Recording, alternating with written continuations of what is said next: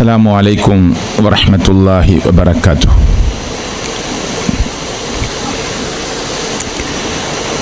അൽഹംദുലില്ലാഹി റബ്ബിൽ ആലമീൻ വസ്സലാത്തു വസ്സലാമു അലാ റസൂലില്ലാഹ് വഅലാ ആലിഹി വസഹ്ബിഹി അജ്മഈൻ. اللهم صل على محمد وعلى آل محمد كما صليت على إبراهيم وعلى آل إبراهيم إنك حميد مجيد. اللهم بارك على محمد وعلى آل محمد كما باركت على إبراهيم وعلى آل إبراهيم إنك حميد مجيد. ഇത്തഖുല്ലാഹ ഹൈസുമാ കുൻതും. ഏറെ ബഹുമാന്യനായ ഈ യോഗത്തിൻ്റെ അധ്യക്ഷൻ, ആമുഖ ഭാഷണം നിർവഹിച്ച എൻ്റെ സുഹൃത്ത് മുജീബ് കോടത്തൂർ, ഈ സദസ്സിൽ നേരത്തെ അള്ളാഹുവിൻ്റെ ദീനിൻ്റെ ദഅവത്തിൻ്റെ ഭാഗമായി വന്നു ചേരാൻ ആഗ്രഹിച്ച് എത്തിച്ചേർന്ന ജ്യേഷ്ഠ സഹോദരങ്ങളെ, പണ്ഡിതന്മാരെ, സുഹൃത്തുക്കളെ, അനിയന്മാരെ, സഹോദരിമാരെ, അസ്സലാമു അലൈക്കും വറഹ്മത്തുള്ളാഹി വബറകാതുഹു. അള്ളാഹു സ്വീകരിക്കുന്ന ഒരു പുണ്യകർമ്മമായി, സൽക്കർമ്മമായി, സുഹൃതമായി നമ്മിൽ നിന്ന് ഇത് അള്ളാഹു നാളെയുടെ ലോകത്തുള്ള രക്ഷയ്ക്കു വേണ്ടിയുള്ള അമലാക്കി സ്വീകരിക്കുമാറാകട്ടെ.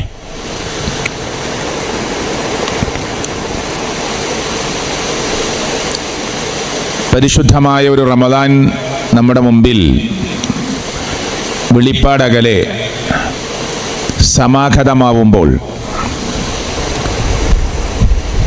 ആ റമദാന് നമുക്ക് ഉപകാരപ്രദമായി മാറണമെന്ന നിലക്ക് എല്ലാ സ്ഥലത്തും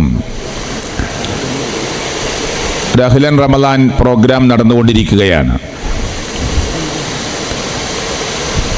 ഇവിടെ ഞാൻ മനസ്സിലാക്കുന്നത് ചെറവല്ലൂർ എന്ന് പറയുന്ന ചങ്ങരംകുളത്ത് നിന്ന് ഒരു 4-5 കിലോമീറ്റർ ഇപ്പുറത്ത് ഒരു ശാന്തമായ ആളുകൾ തിങ്ങി താമസിക്കുന്ന ഒരു പ്രദേശത്ത് സർവശക്തനായ അള്ളാഹുവിൻ്റെ അപാരമായ അനുഗ്രഹത്താൽ അവൻ്റെ വീടായി മാറാൻ പോകുന്ന അതിൻ്റെ ഒരു സ്ട്രക്ചർ വർക്ക് നടന്നുകൊണ്ടിരിക്കുന്ന ഒരു തറയിൽ നിന്നുകൊണ്ട് ഈ റമദാനിനെ സ്വാഗതം ചെയ്തുകൊണ്ട് പരമാവധി റമദാനിനെ ഉപയോഗപ്പെടുത്തണമെന്ന നിലക്കുള്ള ഒരു സംസാരത്തിലേക്ക് നാം പ്രവേശിക്കുമ്പോൾ ഏറെ സന്തോഷം തോന്നുന്ന ഒരു വേദിയാണ് സത്യത്തിൽ ഇത്.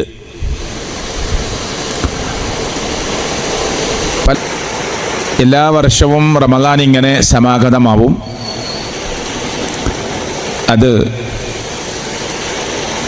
പല ആവേശങ്ങളും നന്ന് പതുക്കെ നമ്മോടങ്ങു യാത്ര പോവും. റമദാനിൻ്റെ ഗൗരവത്തെക്കുറിച്ചും പ്രാധാന്യത്തെക്കുറിച്ചുമൊക്കെ സംസാരിക്കുന്ന ഞാനും കേൾക്കുന്ന നമ്മളിൽ ഓരോരുത്തരും എത്രത്തോളം അതിൻ്റെ സാധ്യതകളെയും സാധുതകളെയും കുറിച്ച് ചിന്തിച്ചിട്ടുണ്ട് അല്ലെങ്കിൽ ആലോചിച്ചിട്ടുണ്ട് എന്നത് ചർച്ചയാവുമ്പോഴാണ് നമുക്കൊക്കെ ചില ചിന്തകളും ആലോചനകളും വേണം എന്ന് ഞാൻ പറയുന്നത്. വളരെ ചിലപ്പോൾ നമ്മൾ 3-3.5 മണിക്കൂറൊക്കെ സംസാരിക്കാറുണ്ട് മഗ്‌രിബിന് ശേഷം തുടങ്ങിയിട്ട്. ഇവിടെ നമ്മൾ വളരെ കുറഞ്ഞ സമയമാണ് സംസാരിക്കാൻ ആഗ്രഹിക്കുന്നത്. ഇങ്ങനൊരു വിഷയമായതുകൊണ്ട് അതിൻ്റെ മർമ്മം പറഞ്ഞ് നമുക്ക് ഇൻഷാ അല്ലാഹ് വേഗത്തിൽ പിരിയാവുന്ന ഒരു സംസാരമാണ് ഞാൻ ഉദ്ദേശിക്കുന്നത്. 10-ാം തീയതി വരെ ഇനി ഇവിടുന്ന് അങ്ങോട്ട് ഒരൊറ്റ ദിവസവും പ്രസംഗമില്ലാത്ത അല്ലെങ്കിൽ സംസാരമില്ലാത്ത ദിവസമില്ല. എല്ലാ ദിവസവും സംസാരമുണ്ട്. അള്ളാഹു എനിക്കും നമ്മുടെ ദായിമാർക്കും നമ്മുടെ പ്രബോധകന്മാർക്കുമൊക്കെ നല്ല ആഫിയത്തും ഇൽമും ആരോഗ്യവും ഒക്കെ അള്ളാഹു പ്രദാനം ചെയ്യുമാറാകട്ടെ. ഒരുപക്ഷെ നമ്മളൊക്കെ സ്റ്റേജിൽ കയറി നിൽക്കുന്നത് കൊണ്ട് നമ്മുടെ പേര് പറയുമ്പോൾ നിങ്ങൾക്കൊക്കെ അറിയാം. പക്ഷെ ഇതിൻ്റെയൊക്കെ പിന്നിൽ ഓടി നടന്ന് ഇതിൻ്റെ നോട്ടീസ് ഒട്ടിച്ച് ഇതിൻ്റെ പോസ്റ്റർ പതിച്ച് വീടുകളിലൂടെ കയറി ഇറങ്ങി ഒരു ദഅവത്തിൻ്റെ മേഖലയിൽ പ്രസംഗിക്കാൻ ഒരുപക്ഷെ കഴിഞ്ഞില്ലെന്ന് വരാം, ഒരു ഭാരവാഹിത്വം വഹിക്കാൻ ഒരുപക്ഷെ കഴിഞ്ഞില്ലെന്ന് വരാം.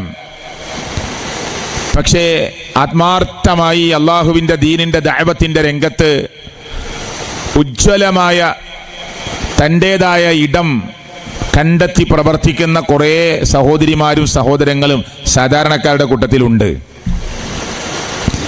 അവരുടെ പേര് ഒരുപക്ഷെ നോട്ടീസിലോ പോസ്റ്ററിലോ സ്റ്റേജിലോ വരില്ല.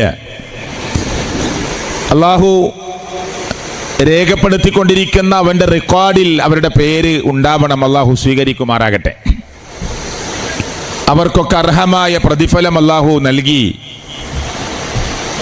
അള്ളാഹുവിൻ്റെ ഇഷ്ടദാസന്മാരിൽ അവരെ ഉൾപ്പെടുത്തി അള്ളാഹു അനുഗ്രഹിക്കുമാറാകട്ടെ എന്ന് ഞാൻ ആമുഖമായി പ്രാർത്ഥിക്കുകയാണ്. ഞാനും നിങ്ങളുമൊക്കെ ഈ ആദർശ പ്രബോധനത്തിൻ്റെ പ്രവർത്തകന്മാരാണ്. നമ്മളിൽ ഒരാൾ വലിയവനും ഒരാൾ താഴെ എന്നൊന്നുമില്ല. നമ്മളൊക്കെ തുല്യരാണ്. നമ്മൾ ഈ ദീനിനു വേണ്ടി കഠിനാധ്വാനം ചെയ്യുന്നവരും അള്ളാഹുവിൻ്റെ ദീനിൻ്റെ പ്രബോധന മാർഗത്തിൽ ഉറച്ചു നിൽക്കാൻ ആഗ്രഹിക്കുന്നവരുമാണ്. റസൂൽ കരീം സല്ലല്ലാഹു അലൈഹി വസല്ലമ പരിശുദ്ധമായ റമളാൻ സമാഗതമാകുമ്പോൾ അബൂ ഹുറൈറ റളിയല്ലാഹു അൻഹു നിവേദനം ചെയ്യുന്ന ഹദീസിൽ കാണാം, സഹാബ കിറാമിനെ വിളിച്ചുകൊണ്ട് ഈ സന്തോഷ വാർത്ത പ്രവാചകൻ സല്ലല്ലാഹു അലൈഹി വസല്ലമ അറിയിക്കാറുണ്ട്. ഹദീസിൽ കാണാം, കാന യുബശ്ശിറു, പ്രവാചകൻ സന്തോഷ വാർത്ത അറിയിക്കുകയായിരുന്നു. അങ്ങനെ ഒരു സ്വഭാവം പ്രവാചകനുണ്ടായിരുന്നു. ആരെ? അസ്ഹാബഹു, തൻ്റെ അനുചരന്മാരായ സഹാബികളെ, സഖാക്കളെ, അനുചരന്മാരെ ഇങ്ങനെ ഒരു സന്തോഷ വാർത്ത അറിയിക്കും. എന്താണ് സന്തോഷ വാർത്ത? ഖദ് ജാഅതുകും ശഹ്റു റമളാൻ, ഇതാ നിങ്ങളിലേക്ക് റമളാനാകുന്ന പുണ്യകരമാകുന്ന പൂക്കാലങ്ങൾ, പുണ്യത്തിൻ്റെ പൂക്കാലമായി അറിയപ്പെടുന്ന പ്രതിഫലങ്ങൾ വാരിക്കൂട്ടാൻ സൗഭാഗ്യം ലഭിക്കുന്ന പരിശുദ്ധ റമളാൻ നിങ്ങളിലേക്ക് സമാഗതമായിരിക്കുകയാണ്. ആ മാസം ഷഹ്റുൻ മുബാറക്, അനുഗ്രഹീതമായ മാസമാണ്. ഇത് സ്വഹാബ കിറാമിനോട് അള്ളാഹുവിൻ്റെ പ്രവാചകൻ ഇങ്ങനെ കാന യുബശ്ശിറു വസ്വഹാബഹു, തൻ്റെ അനുചരന്മാരെ സന്തോഷ വാർത്ത അറിയിക്കുന്ന ഒരു ഏർപ്പാട് റസൂൽ കരീം സല്ലല്ലാഹു അലൈഹി വസല്ലമക്കുണ്ടായിരുന്നു എന്ന് അബൂ ഹുറൈറ റളിയല്ലാഹു അൻഹു റിപ്പോർട്ട് ചെയ്യുന്ന ഹദീസിൽ കാണാം. അങ്ങനൊരു വിളംബരമാണ് നമ്മളിപ്പോൾ കേരളക്കരയിൽ എല്ലാ സ്ഥലത്തും, മുക്കുമൂലകളിൽ, കവലകളിൽ, തെരുവീതികളിൽ, പള്ളിയുടെ സമീപങ്ങളിൽ, മദ്രസയുടെ പരിസരത്ത്, കിട്ടാവുന്ന ഗ്രൗണ്ടുകളിൽ, അതുപോലെ തന്നെ ടൗണുകളിൽ, ഗ്രാമാന്തരങ്ങളിലൊക്കെ നമ്മൾ എഴുന്നേറ്റ് നിന്ന് ഈ റമളാനിനെ വരവേൽക്കുവാനുള്ള ഒരു ആഹ്വാനം നടത്തിക്കൊണ്ടിരിക്കുന്നത്. ഇത് അള്ളാഹുവിൻ്റെ പ്രവാചകൻ സല്ലല്ലാഹു അലൈഹി വസല്ലമ സഹാബ കിറാമിനെ അറിയിച്ച് അവരെ സന്തോഷിപ്പിക്കുന്നത് പോലെ പ്രിയപ്പെട്ടവരെ, ഞാനും നിങ്ങളുമൊക്കെ സ്വയം സന്തോഷിക്കുകയും മറ്റുള്ളവരെ ഈ സന്തോഷദായകമായ ഈ വരും ദിനങ്ങളെക്കുറിച്ച് ഓർമ്മപ്പെടുത്തുകയും ചെയ്യുന്ന ഒരു വലിയ ഉത്തരവാദിത്തമാണ് നമ്മൾ നിർവഹിക്കുന്നത്. അല്ലാഹു സ്വീകരിക്കുമാറാകട്ടെ. രണ്ടാമത്തെ കാര്യം, ഈ മാസം എന്നത് ഞാൻ വിശദീകരണത്തിലേക്ക് കടക്കുന്നില്ല. ഇത് ഇഞ്ചീൽ ഇറങ്ങിയ മാസമാണ് റമളാൻ. സബൂർ ഇറങ്ങിയ മാസമാണ് ഈ റമളാൻ. സുഹുഫ് ഇബ്രാഹിം നബി അലൈഹി സ്വലാത്തു വസ്സലാമിന് ഏടുകൾ ഇറക്കിക്കൊടുത്ത മാസമാണ് റമളാൻ. തൗറാത്ത് ഇറങ്ങിയ മാസമാണ് റമളാൻ.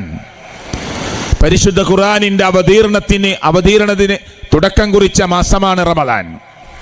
അങ്ങനെ എന്തുകൊണ്ടും അറിയപ്പെടുന്ന വേദഗ്രന്ഥങ്ങളുടെ നിങ്ങൾ ആലോചിച്ച് നോക്ക്, തോറയാകട്ടെ, ഇഞ്ചീലാകട്ടെ, ഇബ്രാഹിം നബി അലൈഹിസ്സലാത്തു വസ്സലാമിന്റെ ഏടുകളാകട്ടെ, എല്ലാ വേദഗ്രന്ഥങ്ങളും അല്ലാഹു തആല ആ പ്രവാചകന്മാരിലേക്ക് അവതരിപ്പിച്ചു കൊടുത്ത മാസമാണ് റമളാനെന്ന് മുഹമ്മദ് റസൂൽ കരീം സല്ലല്ലാഹു അലൈഹി വസല്ലമ മുസ്ലിം ഉമ്മത്തിനോട് അവസാനത്തെ പ്രവാചകൻ എന്ന നിലക്ക്, ഒടുവിലത്തെ പ്രവാചകൻ എന്ന നിലക്ക് അള്ളാഹുവിന്റെ പ്രവാചകൻ സല്ലല്ലാഹു അലൈഹി വസല്ലമ ഓർമ്മപ്പെടുത്തി കൊടുക്കുന്നത് ഹദീസിന്റെ ഗ്രന്ഥങ്ങളിൽ കാണാം. അപ്പൊ ഈ മാസത്തിന് പവിത്രതയുണ്ട് എന്ന് മാത്രം പറയാനാണ് ഞാൻ ആ കാര്യങ്ങളെ ആ അർത്ഥത്തിൽ ഓർമ്മപ്പെടുത്തിയിട്ടുള്ളത്. മാത്രമല്ല, ഈ പരിശുദ്ധ ഖുർആൻ എന്നത് ഈ റമളാനിന്റെ പുണ്യകരമായ മാസത്തിലാണ് മനുഷ്യ സമൂഹമേ നമുക്ക് അല്ലാഹു തആല ഇറക്കിക്കൊടുത്തു തുടങ്ങിയത് എന്ന് പറയുമ്പോൾ, ആദ്യമായി അള്ളാഹുവിന്റെ വചനാമൃതങ്ങൾ ഇറങ്ങുന്നതിൽ തന്നെ പഠിക്കാനും വായിക്കാനും ആഹ്വാനം ചെയ്യുന്ന വചനങ്ങൾ അറിയാത്ത ആരും എൻ്റെ ഈ സംസാരം ഈ ചെറവല്ലൂർ എന്ന് പറയുന്ന പ്രദേശത്ത് നിന്ന് കേൾക്കുന്നില്ല. എല്ലാവർക്കും അറിയുന്ന ആയത്ത്, ഇഖ്റാ ബിസ്മി റബ്ബിക്കല്ലദീ ഖലഖ് ഖലഖൽ ഇൻസാന മിൻ അലഖ് ഇഖ്റാ വറബ്ബുക്കൽ അക്രം അല്ലദീ അല്ലമ ബിൽ ഖലം അല്ലമൽ ഇൻസാന മാ ലം യഅലം. ഇതറിയാത്ത മുസ്ലിം ഉമ്മത്തിൽപ്പെട്ട ആരുണ്ടാവില്ല എന്ന് പറഞ്ഞാൽ ഒരുപക്ഷെ അത്ര വലിയ ഒരു തെറ്റായി തോന്നുന്നില്ല. കാരണം ഒരു പ്രാഥമികമായ അറിവുള്ളവർക്കൊക്കെ അറിയുന്ന കാര്യങ്ങളാണ്. അവിടെ തന്നെ ഞാനത് വിശദീകരിക്കാനല്ല, ആദ്യമായി അല്ലാഹു തആല പരിശുദ്ധ ഖുർആനാകുന്ന റബ്ബിന്റെ സംസാരം മാനവകുലത്തിലേക്ക് ഇറക്കിക്കൊടുക്കാൻ വേണ്ടി മുത്തുനബി ഇറാ ഗുഹയിൽ ഇരിക്കുന്ന സമയത്ത് ഓതിക്കൊടുത്ത ആദ്യത്തെ വചനാമൃതങ്ങളിൽ തന്നെ മനുഷ്യനോട് വായിക്കാനും പഠിക്കാനും പറയുന്ന ആഹ്വാനമാണ് ഉണ്ടായിട്ടുള്ളത് എന്ന് പറയാനാണ്. എന്നിട്ട് ഒരു മുസ്ലിം എന്ന നിലക്ക് ഹുദൽ ലിന്നാസ്, ജനങ്ങൾക്ക് സന്മാർഗമായ ഈ ഖുർആൻ, അൽ ഫുർഖാൻ, സത്യാസത്യങ്ങളെ വിവച്ഛേദിച്ച് പഠിപ്പിക്കുന്ന ഈ ഖുർആൻ അല്ലേ, ഇതാ ദിക്ർ, അള്ളാഹുവിനെ സ്മരിക്കുന്ന ഒരു സ്മരണയുടെ ഗ്രന്ഥമായ ഈ ഖുർആൻ, വായിക്കപ്പെട്ടുകൊണ്ടിരിക്കുന്നത് എന്ന് പറയുന്ന അൽ ഖുർആൻ, ഈ അള്ളാഹുവിന്റെ കലാം, കലാമുല്ലാഹി അൽ മുനസ്സൽ അലാ മുഹമ്മദിൻ സല്ലല്ലാഹു അലൈഹി വസല്ലം ബിവാസിത്തത്തി ജിബ്രീൽ എന്ന് പറയുന്ന പടച്ചവന്റെ റബ്ബിന്റെ സംസാരമാകുന്ന ഖുർആൻ ഇനി പരിശുദ്ധമായ റമളാൻ സമാഗതമാകുമ്പോൾ അല്ലെങ്കിൽ റമളാനിലേക്ക് പ്രവേശിക്കുമ്പോൾ ഞാനും നിങ്ങളുമൊക്കെ കൂടുതൽ പാരായണം ചെയ്യാൻ ആഗ്രഹിക്കുന്ന ഈ ഖുർആനുമായി നമുക്ക് എത്രത്തോളം ബന്ധമുണ്ട് എന്നത് സാന്ദർഭികമായി ഞാൻ എന്നോട് നിങ്ങളോട് ചോദിക്കുകയാണ്.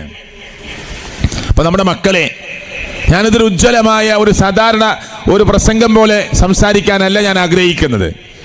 നമ്മൾ വളരെ ലളിതമായി ചില കാര്യങ്ങൾ ഇങ്ങനെ പതുക്കെ പറഞ്ഞ് നമുക്ക് വേഗത്തിൽ അവസാനിപ്പിക്കാം. ഞാൻ നിങ്ങളോട് ചോദിക്കുന്നത്, നമ്മുടെ മോനെ, നമ്മുടെ മോളെ KG ചേർക്കുമ്പോൾ, LKG ചേർത്തുമ്പോൾ ചില പ്രതീക്ഷകൾ വെക്കുന്നുണ്ട് ഉമ്മമാരും ഉപ്പമാരൊക്കെ. എൻ്റെ മോളെ ഇങ്ങനെയാക്കണം, എൻ്റെ മോനെ ഇവിടെ എത്തിക്കണം, ഇന്ന ഇന്ന വിദ്യാഭ്യാസ രംഗങ്ങളിൽ എത്തിക്കണമെന്നൊക്കെ ആഗ്രഹിച്ചുകൊണ്ടാണ് പലരും പല സ്കൂളുകളും തിരഞ്ഞെടുക്കാറുള്ളത്. തൻ്റെ 3 വയസ്സോ 4 വയസ്സോ പ്രായമുള്ള കുട്ടിയെ ഏതൊരു ക്യാമ്പസിലേക്ക്, ഏതൊരു സ്കൂളിലേക്ക്, ഏത് മാനേജ്മെന്റിന്റെ കീഴിലുള്ള സ്കൂളിലേക്ക് എത്തിക്കണമെന്നൊക്കെ ആഗ്രഹിച്ച്, അന്വേഷിച്ച്, പഠിച്ച് ആഗ്രഹിച്ചുകൊണ്ടാണ് പലപ്പോഴും നമ്മുടെ കുട്ടികളെ നമ്മൾ സ്കൂളിലൊക്കെ ചേർക്കാറുള്ളത്. എന്നാൽ ഇവിടെ ഇരിക്കുന്ന ഓരോരുത്തരോടും ഞാൻ ചോദിക്കുകയാണ്, റമളാനാണ്, പുണ്യകരമായ മാസത്തിലേക്ക് നമ്മൾ പ്രവേശിക്കുകയാണ്. റമളാൻ പിന്നെ പരിശുദ്ധ ഖുർആൻ അവതീർണമായ മാസമായി അറിയപ്പെടുന്ന മാസമാണ് ഈ റമളാൻ. അങ്ങനെ ഒരു 50 വയസ്സുള്ള ഒരാൾ, അയാളുടെ ഒരു 10 വയസ്സോ 15 വയസ്സോ ജീവിതത്തിൽ ചെറുപ്പകാലം വിട്ടാൽ 35 വർഷക്കാലം അയാൾ ബോധപൂർവം നോമ്പെടുത്ത ഒരാളാണ് അല്ലേ. 50 വയസ്സുള്ള ഒരാള് 35 വർഷമെങ്കിലും ബോധപൂർവം, ശ്രദ്ധാപൂർവം ഒരു നോമ്പിന്റെ പ്രാധാന്യം മനസ്സിലാക്കി, അഹ്കാമുകൾ മനസ്സിലാക്കി നോമ്പെടുത്ത ആളുകളാണ്. ഇവിടെ ഇരിക്കുന്ന ഉമ്മമാര്, അതിൽ 50 വയസ്സ് 60 വയസ്സ് 40 വയസ്സൊക്കെ ഉള്ള ജ്യേഷ്ഠാനീയത്തിമാരൊക്കെ ഉണ്ടാവും. അവരൊക്കെ ആദ്യത്തെ ഒരു 10-15 വർഷം വിട്ടാൽ 40 വയസ്സുള്ള ഒരു സഹോദരി, ഒരു സഹോദരൻ 25 കൊല്ലം ബോധപൂർവം നോമ്പെടുത്ത ഒരാളാ. എന്നിട്ട് ആ നോമ്പിന്റെ ഗൗരവവും അതിൻ്റെ സ്വാധീനവും അതിലൂടെ കിട്ടേണ്ട ചൈതന്യവും നമുക്ക് കിട്ടിയിട്ടുണ്ടോ എന്ന ചോദ്യത്തിന് എന്താണ് മറുപടി? ഖുർആൻ ഒരുപാട് തവണ ആവർത്തിച്ച് വായിച്ചവർ നമ്മുടെ കൂട്ടത്തിൽ ഉണ്ടാവും. അർത്ഥസഹിതം ഒരു പ്രാവശ്യമെങ്കിലും ഈ ഖുർആൻ ഒന്ന് നേരാവണ്ണം വായിക്കണം, പഠിക്കണമെന്ന് വിചാരിച്ചവരും നമ്മുടെ കൂട്ടത്തിൽ ഉണ്ടാവും. എന്നാ ഞാൻ ചോദിക്കുകയാണ്, SSLC-ക്കാരനായ നമ്മുടെ മോനെ, നമ്മുടെ മോളെ രാവിലെയും വൈകുന്നേരവും ട്യൂഷൻ ഏർപ്പാട് ചെയ്തപ്പോൾ പ്ലസ് ടുക്കാരനായ നമ്മുടെ മോനെയും നമ്മുടെ മോളെയും ഡിഗ്രിക്കാരിയായ നമ്മുടെ മോക്ക് വേണ്ടി ബൗദ്ധികമായ വിജ്ഞാനത്തിന് വേണ്ടി, വിദ്യാഭ്യാസത്തിന് വേണ്ടി സൗകര്യങ്ങൾ ഒരുക്കിയ നമ്മളെ, ഞാൻ നിങ്ങളോട് ചോദിക്കുക, നിങ്ങളുടെ ഡിഗ്രിക്കാരനായ മോന് ഇന്ന് നമ്മൾ മരിച്ചാൽ ആ മയ്യത്ത് നമസ്കാരത്തിൽ ചൊല്ലേണ്ടതായ ഓരോ തക്ബീറുകൾ കഴിഞ്ഞ് ചൊല്ലേണ്ടതായ പ്രത്യേകമായ പ്രാർത്ഥനകളും സൂറത്തും ഒക്കെ, അതിൽ മൂന്നാമത്തെ തക്ബീർ കഴിഞ്ഞ് ചൊല്ലേണ്ട പ്രാർത്ഥന എന്താണ് എന്ന് ചോദിച്ചാൽ തെറ്റാതെ പറയാൻ, ഇനി പറയുന്നവർക്ക് തന്നെ അതിൻ്റെ അർത്ഥതലം മനസ്സിലാക്കി പറയാൻ ഒന്ന് ചോദിച്ചു നോക്ക്. നിങ്ങളെ മോനോട്, ഡിഗ്രിക്ക് പഠിക്കുന്ന മോനോട്, 6th-ലും 7th-ലും 8th വരെയൊക്കെ മദ്രസയിൽ പഠിച്ചവരാണ് അവര്. ഈ നാട്ടിലെ സമസ്തയുടെ മദ്രസയില്ലേ, മുജാഹിദുകളുടെ മദ്രസും സമസ്തയുടെ മദ്രസൊക്കെ ആയി 10ാം ക്ലാസ് വരെയൊക്കെ മദ്രസയിലേക്ക് പോയ നമ്മുടെ നാട്ടിലെ റിക്ഷാ ഡ്രൈവർമാരോട്, ഡ്രൈവേഴ്സ് യൂണിയനിൽപ്പെട്ട ആളുകളോട്, ഇവിടുത്തെ ചുമട്ടുതൊഴിലാളികളോട്, അതുപോലെ തന്നെ വ്യത്യസ്ത തൊഴിലിന് ഇറങ്ങിയവരോട്, ഉദ്യോഗസ്ഥന്മാരോട്, നിങ്ങൾ മയ്യത്ത് നമസ്കാരത്തിലെ മൂന്നാമത്തെ തക്ബീർ കഴിഞ്ഞിട്ട് ചൊല്ലേണ്ട ദിക്ർ, പ്രാർത്ഥന, അതിൻ്റെ ഓരോ വാക്കിൻ്റെയും അർത്ഥം, ആശയം ഒന്ന് ചോദിച്ചു നോക്ക്. ചില തപ്പിത്തടയലുകളും ചിലതൊന്നും ഇങ്ങനെ പൂർണ്ണമല്ലാത്ത വിധത്തിലൊക്കെ സംസാരിച്ചു പോകുന്നുവെങ്കിൽ ഞാൻ ചോദിക്കുകയാണ്, എന്ത് വിദ്യാഭ്യാസമാണ് നമ്മൾ നമ്മുടെ മക്കൾക്ക് കൊടുത്തിട്ടുള്ളത്?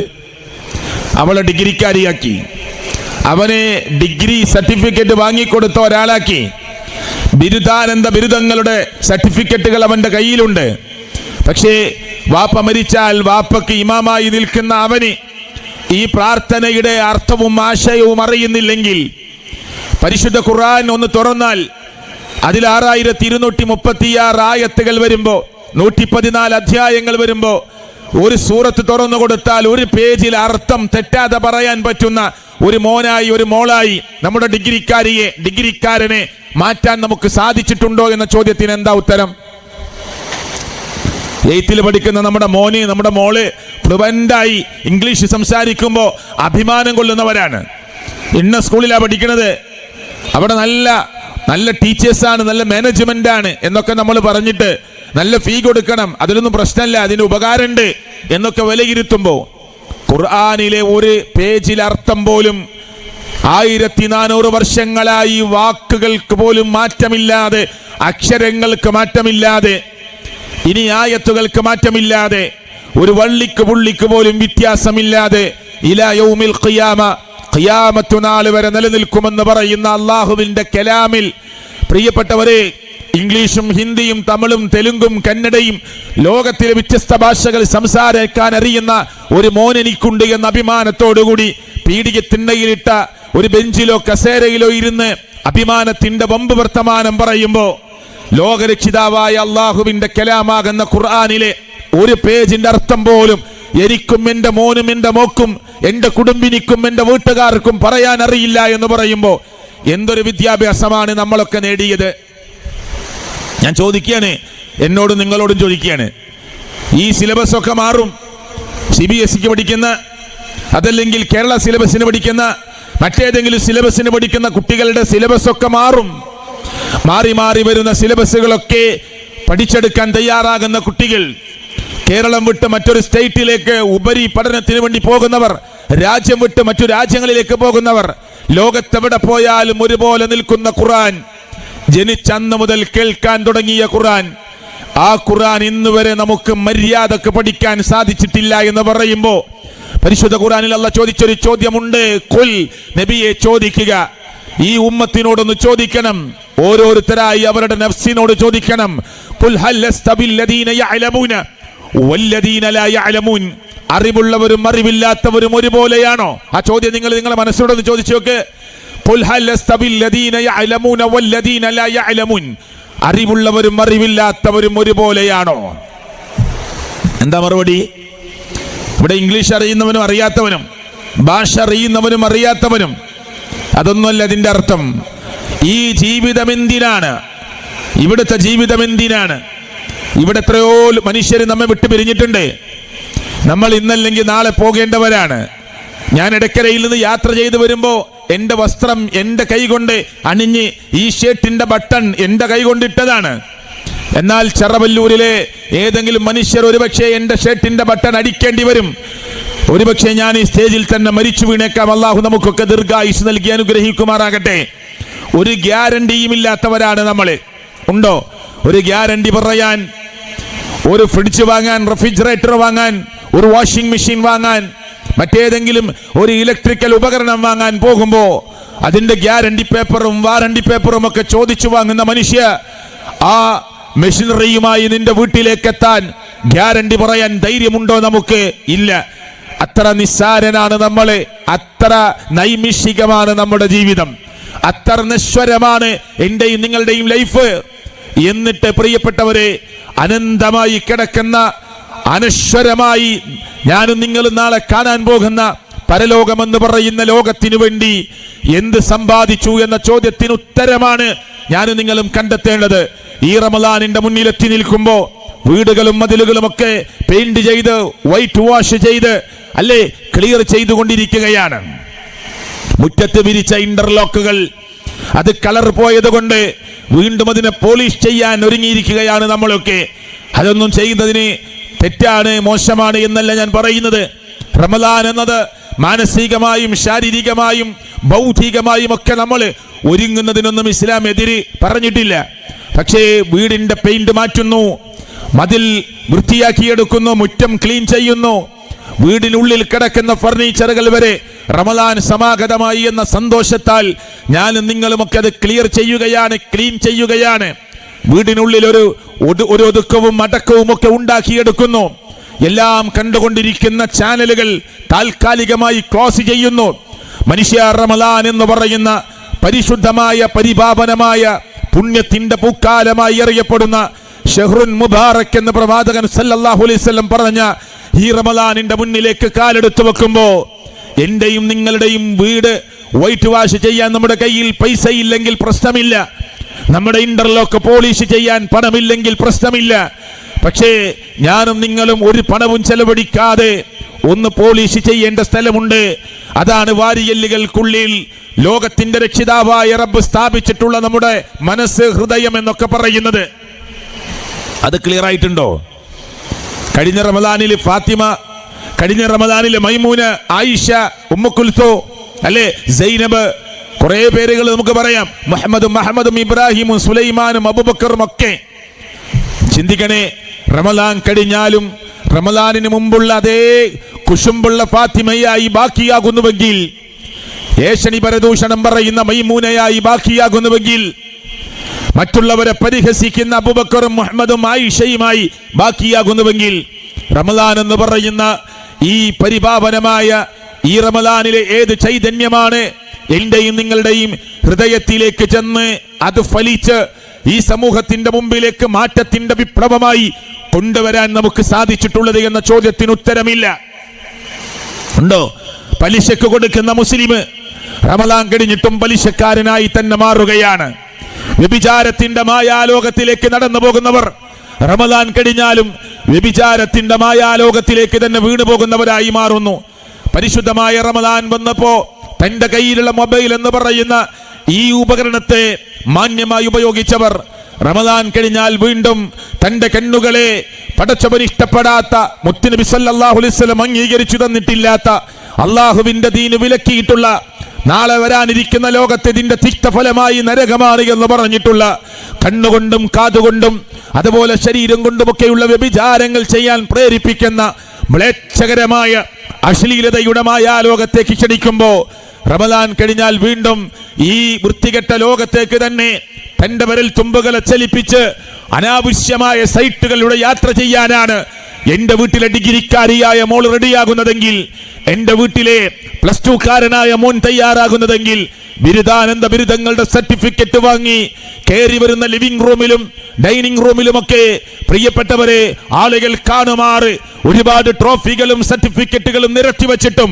ഹൃദയത്തിനുള്ളിൽ ലോകത്തിന്റെ രക്ഷിതാവായ റബ്ബിനെ കുറിച്ചുള്ള ബോധമില്ലാതെ, പാരത്രിക ബോധത്തെ കുറിച്ച് ബോധമില്ലാതെ, ചെന്ന് കിടക്കാനുള്ള 6 അടി മണ്ണിനെ കുറിച്ച് ഓർമ്മയില്ലാതെ, കുടുസതയുള്ള 6 അടി മണ്ണിലേക്ക് ചെന്ന് കൊണ്ടുപോയി വെച്ച് മൂടകല്ല് വെച്ച് 3 പിടി മണ്ണും വാരിയിട്ട് അതേ ആ കബർ കുടിച്ചവർ ബാക്കിയുള്ള മണ്ണും കബറിന്റെ മേലെ പ്രിയപ്പെട്ടവരെ ഒരു ചാൺ ഉയരം എത്തുന്നത് വരെ മൂടിയിട്ട് തിരിച്ചു പോരുമ്പോ 6 അടി മണ്ണിൽ ഞാൻ ഒറ്റക്കായിരിക്കുമെന്ന ചിന്ത യുവതികളെ, യുവാക്കളെ, എന്നെയും നിങ്ങളെയും ഒക്കെ ചിന്തിപ്പിച്ചിട്ടുണ്ടോ? ഉണ്ടെങ്കിലാണ് ഈ മാറ്റം വരണത്. വേറെന്ത് മാറ്റാണ്? റമദാനിന്റെ ഹക്കാമുകൾ പറയാനൊന്നും ഞാൻ ആഗ്രഹിക്കുന്നില്ല. റമദാനിന്റെ വിധിവിലക്കുകൾ, എങ്ങനെ നോമ്പ് മുറിയ, അതൊന്നും ഞാൻ പറയാൻ ആഗ്രഹിക്കുന്നില്ല. അതൊക്കെ എല്ലാവർക്കും അറിയുന്ന കാര്യങ്ങളാണ്. അതിന് ഞാനിപ്പോൾ ഈ സമയം ഉപയോഗിക്കാൻ ആഗ്രഹിക്കുന്നില്ല. മറിച്ച് റമദാൻ എന്ന് പറയുന്ന പുണ്യത്തിന്റെ പൂക്കാലമായ മാസത്തിന്റെ തൊട്ട് മുന്നിൽ എത്തി നിൽക്കുമ്പോ ഞാനും നിങ്ങളുമൊക്കെ ഒരു മാറ്റത്തിന് തയ്യാറാകണമെന്ന് പറയാനാണ് ഈ വിലപ്പെട്ട സമയത്തെ ഞാൻ ഉപയോഗിക്കാൻ ആഗ്രഹിക്കുന്നത്. ഇതൊരു വിലപ്പെട്ട സമയമാണ്.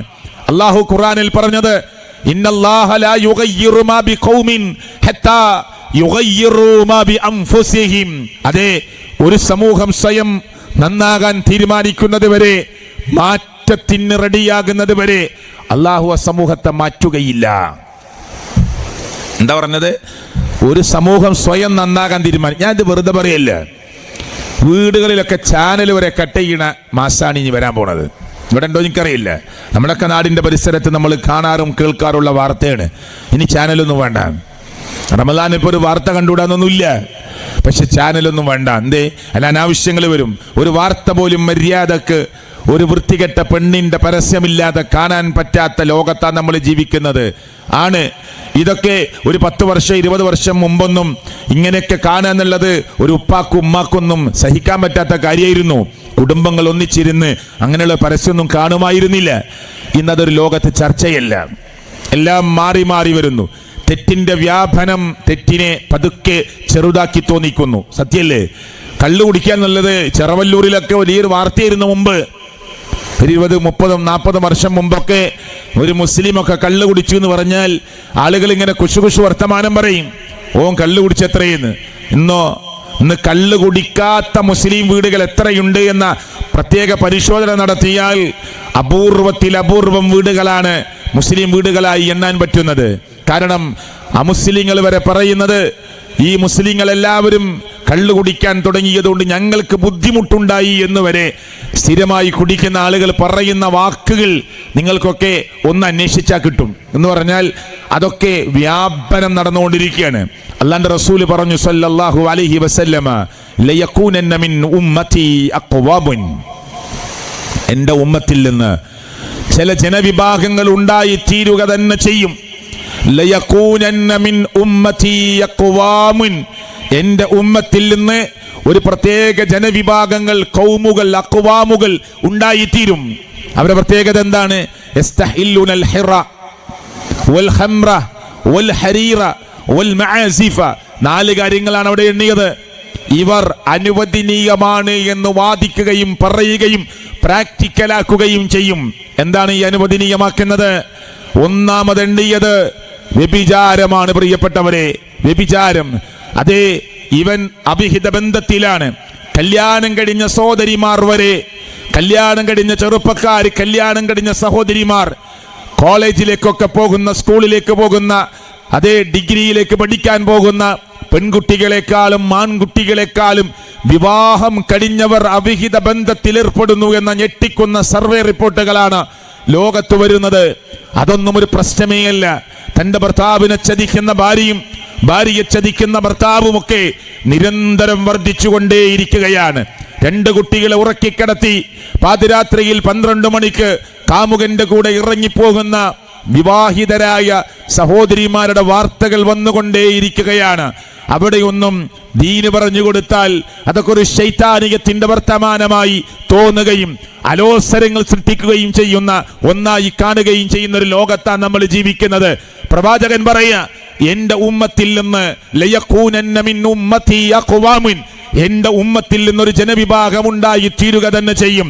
അവർ പറയുക വ്യഭിചാരം അത് ചങ്ങലക്കിടുമെന്നാണ്.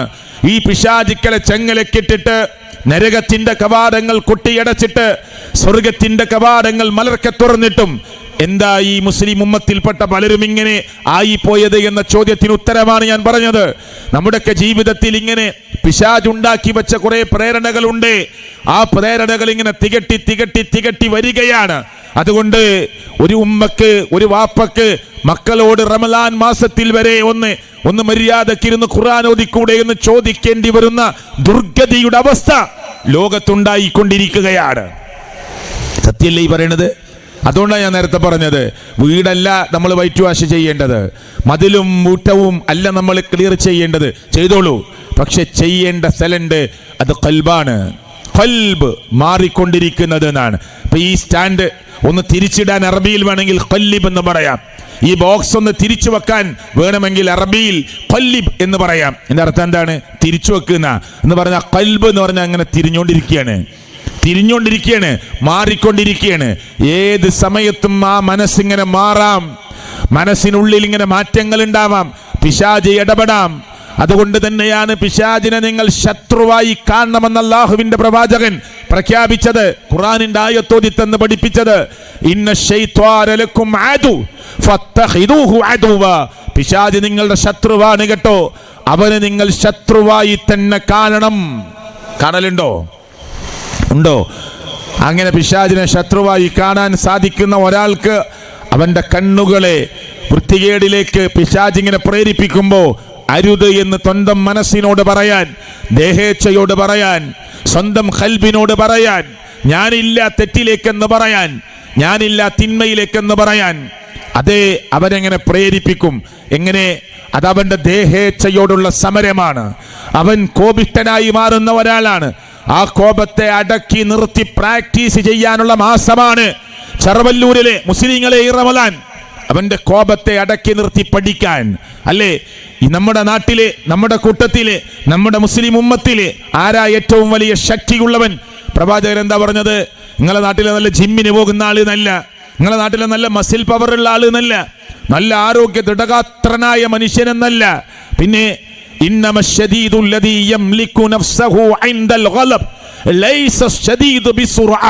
പ്രവാചകൻ സല്ലല്ലാഹു അലൈഹി വസല്ലം പറഞ്ഞത് അങ്ങനെയാണ്. നിങ്ങളെ കൂട്ടത്തിലെ ഗുസ്തിക്കാരനല്ല യഥാർത്ഥ ശക്തിവാൻ. പിന്നാരാ ശക്തിമാൻ? ആരാ? കുട്ടികൾ പഠിക്കുന്ന കാർട്ടൂണിലെ ശക്തിമാനല്ല, ദീന് പഠിപ്പിക്കുന്ന ശക്തിമാൻ ആരാണ്? ഏറ്റവും വലിയ ശക്തിയുള്ള ദീനീ രംഗത്ത് പ്രവർത്തിക്കുന്നവൻ ആരാ? ഇന്നമശ്ശദീദുല്ലദീ യംലികു നഫ്സഹു ഇൻദൽ ഗളബ്.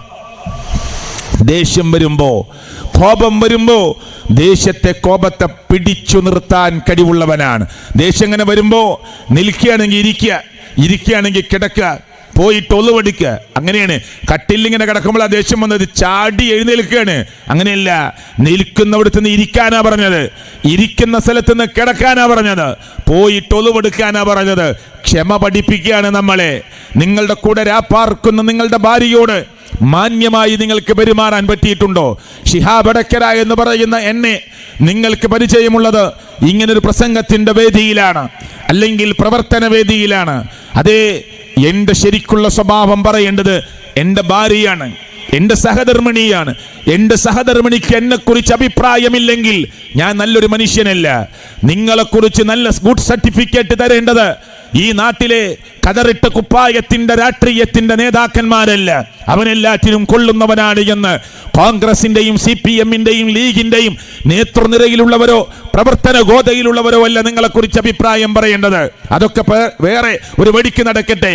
നിങ്ങളുടെ കൂടെ അന്തിയുറങ്ങുന്ന, നിങ്ങളുടെ ശരീരത്തിന്റെ ഒരു കാക്കാപ്പുള്ളി പോലും മനസ്സിലാക്കിയെടുക്കാൻ അധികാരമുള്ള, അവകാശമുള്ള നിങ്ങളുടെ കൂടെ കിടക്കുന്ന നിങ്ങളുടെ ഭാര്യ പറയണം നിങ്ങൾ മാന്യനായ വ്യക്തിത്വമാണ് എന്ന്, നിങ്ങൾ നല്ലൊരു വ്യക്തിത്വമാണ് എന്ന്, ഈ മനുഷ്യൻ ഏറ്റവും നല്ലൊരു വ്യക്തിത്വമാണ് എന്ന് പറയേണ്ടത്. അതെ, അവളെക്കുറിച്ച് നല്ല അഭിപ്രായം പറയേണ്ടത് നാട്ടിലെ മുഴുവനും സ്ത്രീകളല്ല, അവളുടെ ഭർത്താവായ ഈ ഇരിക്കുന്ന നിങ്ങളാണ്. അങ്ങനെ ഒരു നല്ല ഭാര്യയെ കുറിച്ച് അഭിപ്രായം പറയാൻ, നല്ലൊരു ഭർത്താവിനെ കുറിച്ച് അഭിപ്രായം പറയാൻ സാധിക്കുന്ന കുടുംബ പശ്ചാത്തലമാണോ നമുക്കുള്ളത്?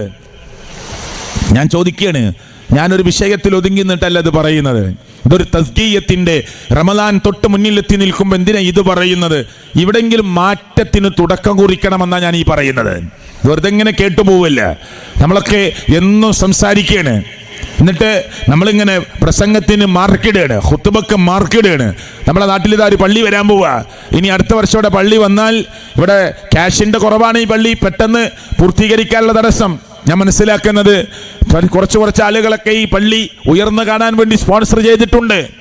ഒരു 10-40 ലക്ഷം രൂപയും കൂടി ഉണ്ടെങ്കിൽ ഈ പള്ളി ഉയരും. നിങ്ങളുടെ വിലപ്പെട്ട സംഭാവന എന്നോട് സംഘാടകർ പറയാൻ പറഞ്ഞതല്ല, ഞാൻ ചോദിച്ചപ്പോൾ മനസ്സിലായതാണ്. വിലപ്പെട്ട സംഭാവന ഞാൻ തരാം. 5 ലക്ഷം പടച്ചവന്റെ മാർഗത്തിൽ സുജൂദ് ചെയ്യാനുള്ള പള്ളിയാണ്, ഞാൻ തരാം.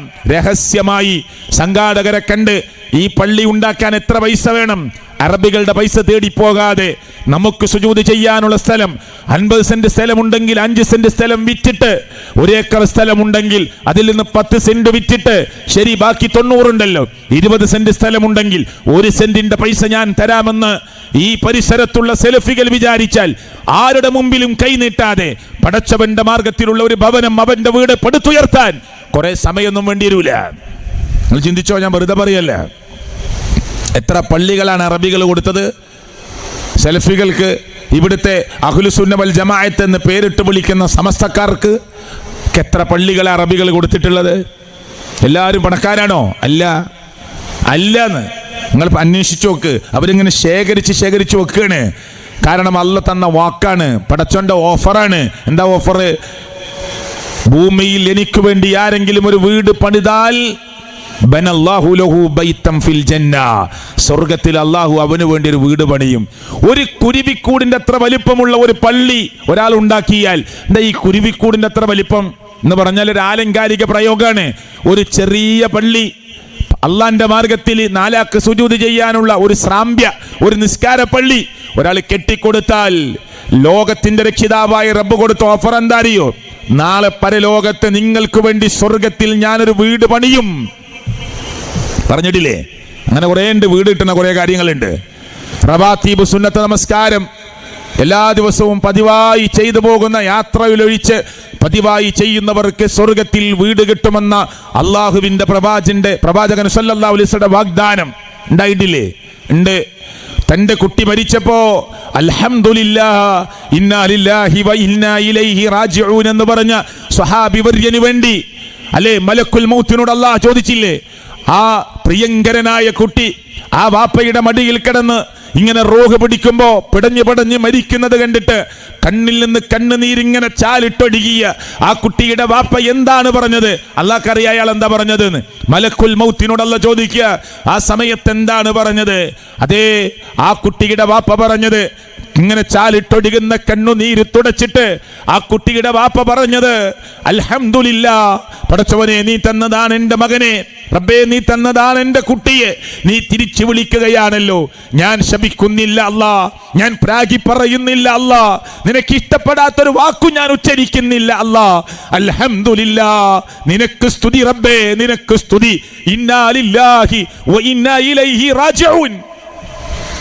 തന്റെ മടിയിൽ കിടന്ന് മരിക്കുന്ന കുട്ടിയെ നോക്കിക്കൊണ്ട് കുട്ടിയുടെ വാപ്പ പറഞ്ഞപ്പോ മലക്കുൽ മൗത്ത് അല്ലാഹുവിനോട് പറയാ, ഇതാണ് പറഞ്ഞത് റബ്ബേ. അള്ളാഹ്ക്ക് ഇതൊക്കെ അറിയാം.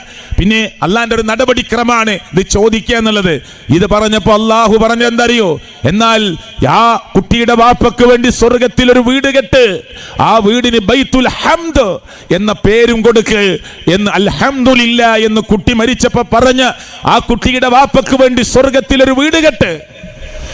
അറിയോ, സ്വർഗം കിട്ടാൻ കുറേ വഴികളുണ്ട്. തേടി അന്വേഷിച്ച് പിടിച്ചിട്ട് ഇറങ്ങണം, കാത്തിരിക്കല. നമ്മളൊക്കെ നാട്ടിലൊരു പള്ളിക്ക് സ്ഥലം വാങ്ങിയാൽ അപ്പം ഇറങ്ങണം. നമ്മളെ നാട്ടിൽ കൂട്ടിയാൽ കൂടൂലെങ്കിൽ ഇറങ്ങണം. ഒരു പള്ളി ഉണ്ടാക്കാൻ നമ്മളൊക്കെ ഇറങ്ങല. കൂട്ടിയാൽ കൂടൂലെങ്കിൽ ഇറങ്ങണം, ഇല്ലൊന്നും തർക്കമില്ല. പക്ഷെ നമുക്ക് എന്ത് ചെയ്യാൻ പറ്റി? നാളെ വരും വർഷം അല്ലെങ്കിൽ ഒരു 6 മാസം കഴിഞ്ഞാൽ പൈസ ഉണ്ടെങ്കിൽ ഇപ്പോൾ ഒരു 6 മാസം കൊണ്ട് നിങ്ങൾക്ക് ഇവിടെ നമസ്കാരം തുടങ്ങാം അല്ലേ? പറ്റൂലേ? പറ്റും. ഒരു ക്യാഷ് റെഡിയാണെങ്കിൽ 6 മാസം കൊണ്ട് ഇവിടെ നമുക്ക് നമസ്കാരം തുടങ്ങാം. ഒരു 6, 7, 8 മാസം കഴിഞ്ഞാൽ പടച്ചവന് വേണ്ടി സുജൂദ് ചെയ്യുന്ന അവൻ്റെ വീട് ഇവിടെ പൂർത്തിയാകുമ്പോൾ പ്രിയപ്പെട്ടവരെ, എൻ്റെതേതായ ഒരു ഓഹരി ഇവിടെ ഉണ്ട്. എന്നോട് സംഘാടകർ പറഞ്ഞിട്ടില്ല കേട്ടോ, ഞാൻ എൻ്റെ ഇഷ്ടപ്രകാരം പറയാണ്. സംഘാടകർ ഈ പള്ളിക്ക് വേണ്ടി ഒരു കലക്ഷനെ കുറിച്ചൊന്നും പറയാൻ പറഞ്ഞിട്ടില്ല. ഞാൻ എൻ്റെ ഇഷ്ടപ്രകാരം പറയാം. ഞാൻ ഇതിൻ്റെ ഒരു പ്രവർത്തകനാണ്, ഇതിൻ്റെ ഒരു ഭാരവാഹിയാണ്. ഈ ആദർശ പ്രബോധന പ്രവർത്തനത്തിൽ പങ്കാളിയാകുന്ന ഒരു എളിയ സുഹൃത്ത് എന്ന നിലക്ക് എൻ്റെ ഇഷ്ടപ്രകാരം നിങ്ങളോട് പറയുക. നിങ്ങളൊക്കെ അങ്ങനെ, ഞാൻ എടക്കരയിൽ ടൗണിൽ നമുക്കൊരു പള്ളിയില്ല, ഒരു പള്ളിയുണ്ട്. പക്ഷെ വിസ്ഡം ഇസ്ലാമിക് ഓർഗനൈസേഷൻ്റെ ഹൈവേയിൽ കാണുന്ന സ്ഥലത്ത് ഒരു പള്ളി വേണമെന്ന് ആഗ്രഹിച്ച് ഒരുപാട് തവണ ഞങ്ങൾ ഇരുന്നു. സെൻറ്റിന് 50 ലക്ഷം 45 ലക്ഷമൊക്കെയാണ് വില ഒരു സെൻറ്റിന്. കുട്ടിയെ കൂടൂല എന്ന് തോന്നി, വീണ്ടും പിരിയും, വീണ്ടും ഇരിക്കും. ഒരു സെൻറ്റിന് 40, 45, 50 ലക്ഷമൊക്കെയാണ്. ഒരു 10 സെൻറ്റ് കിട്ടണമെങ്കിൽ 5 കോടി വേണം. 40-നാണ് വാങ്ങണതെങ്കിൽ 4 കോടി വേണം. അപ്പോൾ അതൊക്കെ ഇങ്ങനെ ആലോചിച്ച് വീണ്ടും പിരിയും.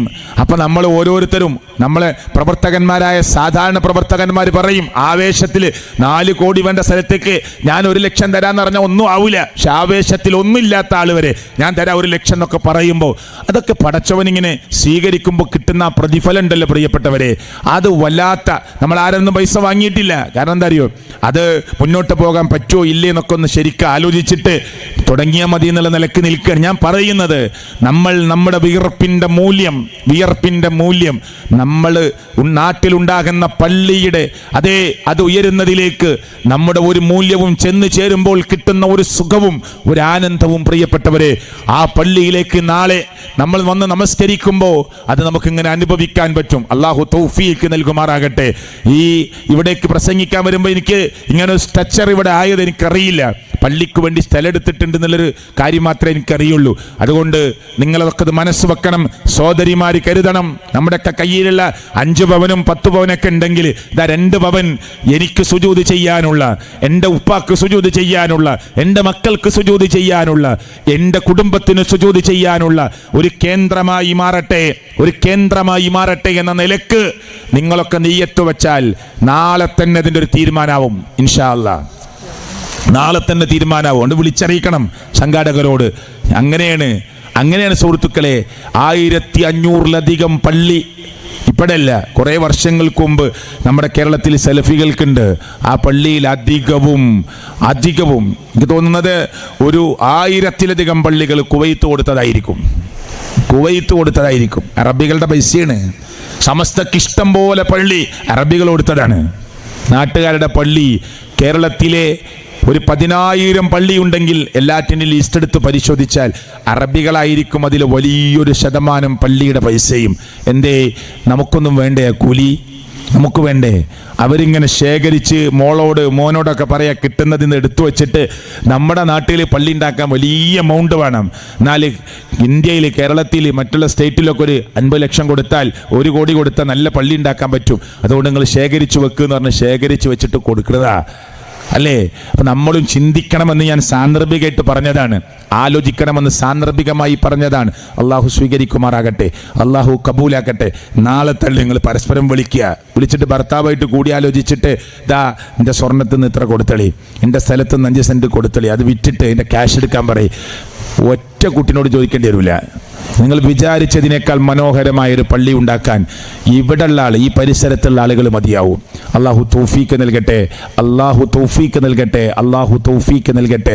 മറ്റുള്ളൊക്കെ വേദികളിൽ കേൾക്കുന്ന പോലെ ഇവിടുന്ന് പറയിപ്പിക്കുന്ന ഒരു പരിപാടിയോ അതൊന്നുമില്ല. അതൊക്കെ നമ്മളെ നിയ്യത്ത് വെച്ച് അള്ളാൻ്റെ കൂടി ആഗ്രഹിച്ച് വലത് കൈ കൊടുക്കുന്നത് ഇടത് കൈ പോലും അറിയാത്ത വിധത്തിൽ അള്ളാഹുവിൻ്റെ പ്രീതി ആഗ്രഹിച്ചുകൊണ്ട് നമ്മൾ ഇറങ്ങണം. അള്ളാഹു എളുപ്പത്തിലാക്കി തരുമാറാകട്ടെ. ഞാൻ സാന്ദർഭികമായിട്ട് പറഞ്ഞതാ. നമ്മൾ എത്ര കാലം ഉണ്ടാവും പ്രിയപ്പെട്ടവർ ഈ ഭൂമിയിൽ? എത്ര കാലം ഉണ്ടാവും? എത്ര ആളുകളുടെ കഥ നമുക്ക് പറയാനുണ്ട്. ഇപ്പോൾ വിസ്ഡം ഇസ്ലാമിക് ഓർഗനൈസേഷൻ്റെ ഗ്രീൻ വാലി അല്ലേ, അതേപോലെ സ്ഥാപനങ്ങൾ, സ്ഥലങ്ങൾ പലരും ഇങ്ങനെ കൊടുത്തതാണ്. അവർക്കൊക്കെ വേണ്ടി എത്ര മനുഷ്യന്മാർ പ്രാർത്ഥിക്കുന്നുണ്ടാവും. ഉണ്ട്. KNMൻ്റെ കീഴിലുള്ള ജാമിയ സലഫിയ, ഫാറൂഖ് കോളേജ് എന്ന് പറയുന്ന വലിയ സ്ഥാപനങ്ങൾ നിൽക്കുന്ന സ്ഥലം, എടവണ്ണയിലെ ജാമിയ കോളേജ്, ഇതൊക്കെ ഓരോ മനുഷ്യരിങ്ങനെ കൊടുത്തതാണ്. വരുമാനത്തിന് തോട്ടങ്ങൾ മനുഷ്യർ കൊടുത്തതാണ്. കുറേ ആളുകൾ കൊടുത്തതാണ്. സമസ്തയുടെ കുറേ ആസ്തി പരിശോധിച്ചോക്ക്, കുറേ മനുഷ്യരിങ്ങനെ അള്ളാൻ്റെ കൂലി, അവരൊക്കെ ഖബറിലേക്ക് പോയി. ഇന്നും അവിടുന്ന് പഠിച്ചിറങ്ങുന്ന ആളുകൾ, അവിടെ സുജൂദ് ചെയ്തിറങ്ങുന്ന ആളുകൾ, അവരുടെയൊക്കെ കൂലി ആ ഖബറിലേക്ക് ഇങ്ങനെ കിട്ടിക്കൊണ്ടിരിക്കുകയാണ്. കിട്ടിക്കൊണ്ടിരിക്കുകയാണ്. അള്ളാഹു അങ്ങനെയുള്ള പ്രതിഫലം അള്ളാഹു നമുക്കും നൽകട്ടെ. ഇതിവിടെ ഒരു വെളിച്ചമായി. ഒരു പള്ളി എന്ന് പറഞ്ഞാൽ ഒരു നിസ്കരിക്കാൻ മാത്രമുള്ള സ്ഥലമല്ല. മുജാഹിദ് പള്ളി, സലഫി പള്ളി എന്ന് പറഞ്ഞാൽ ഒരു നിസ്കരിക്കാൻ മാത്രമുള്ള പള്ളിയല്ല. ഇതൊരു സാംസ്കാരിക കേന്ദ്രം കൂടിയാണ്. ഒരു സാംസ്കാരിക കേന്ദ്രം കൂടിയാണ്. നാട്ടിലൊരാൾക്ക് പരാതി പറയാനുള്ള സ്ഥലമാണ്. ഒരു വടിപോക്കന് യാത്രാക്കൂലി ചോദിച്ചു വരാനുള്ള സക്കാത്ത് സെല്ല് പ്രവർത്തിക്കുന്ന ഒരു കേന്ദ്രമാണ് നമ്മുടെ പള്ളി. അങ്ങനെ ആവണം നമ്മുടെ പള്ളി. ആശ്വാസത്തിന്റെ കേന്ദ്രമാകണം, സാന്ത്വനത്തിന്റെ കേന്ദ്രമായി മാറണം, മനുഷ്യർക്ക് സമാധാനം കിട്ടാനുള്ള ഒരു കേന്ദ്രമായി മാറണം. അള്ളാഹുവിനെ ഇബാദത്ത് ചെയ്യാനുള്ള അള്ളാഹുവിന്റെ പരിശുദ്ധമായ വീട്. എല്ലാ പള്ളിയും, ലോകത്തുള്ള മുഴുവൻ പള്ളികളും അള്ളാഹുവിന്റെ വീടാണ്. പള്ളികളൊക്കെ അള്ളാഹ്ക്കുള്ളതാ. പക്ഷെ അതിൻ്റെ ഉള്ളിൽ അള്ളാഹ്ക്കല്ലാതെ ഒരു ആരാധനയും ഇബാദത്തും പ്രാർത്ഥനയും ഒന്നും നടത്താൻ പാടില്ല. പുറത്ത് പറ്റുന്നാണോ? അല്ല, പുറത്ത് നമുക്ക് തടയാൻ പറ്റൂല. മനസ്സിലായില്ലേ? ഇപ്പം റോഡിൽ അപ്പുറത്തെ വീട്ടിൽ ഇപ്പുറത്തെ വീട്ടിൽ അല്ലാത്തവരോട് പ്രാർത്ഥിച്ചാൽ പറഞ്ഞു കൊടുക്കാനേ പറ്റൂ. നിങ്ങൾ ചെയ്യരുത്. എന്നാൽ അള്ളാനെ ആരാധിക്കാൻ മാത്രം ഉണ്ടാക്കിയ പള്ളിയുടെ ഉള്ളിൽ വന്ന് അല്ലാത്തവരോട് വിളിച്ചു പ്രാർത്ഥിക്കുന്നത് കണ്ടാൽ നമുക്ക് തടയാം. ഇത് അള്ളാന്റെ വീടാണ്. അവിടെ വെച്ച് അല്ലാത്ത ഒരാളെ വിളിച്ച് പ്രാർത്ഥിക്കരുത്. ഇത് റബ്ബിനെ സ്മരിക്കാൻ അതേ അള്ളാഹുവിന്റെ വീടായി കെട്ടിപ്പടുത്തതാണ് എന്ന് നമുക്ക് ധൈര്യമായി പറയാൻ പറ്റുന്ന റബ്ബിന്റെ വീടാണ് അള്ളാഹുവിന്റെ വീട്, അല്ലേ?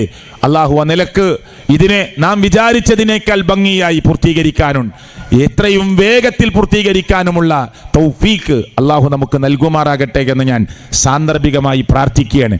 ശരി, ഇവിടെ എന്നിട്ട് പള്ളി ഉയർന്നാൽ പിന്നെ ഖുർആൻ ആളുകൾക്ക് പഠിപ്പിക്കുന്ന കേന്ദ്രമായി ഇതിൻ്റെ പള്ളിയോ പള്ളിയുടെ പുറത്തോ അതേ QHLS ഖുർആനും ഹദീസും പഠിപ്പിക്കുന്ന കേന്ദ്രമായി മാറണം.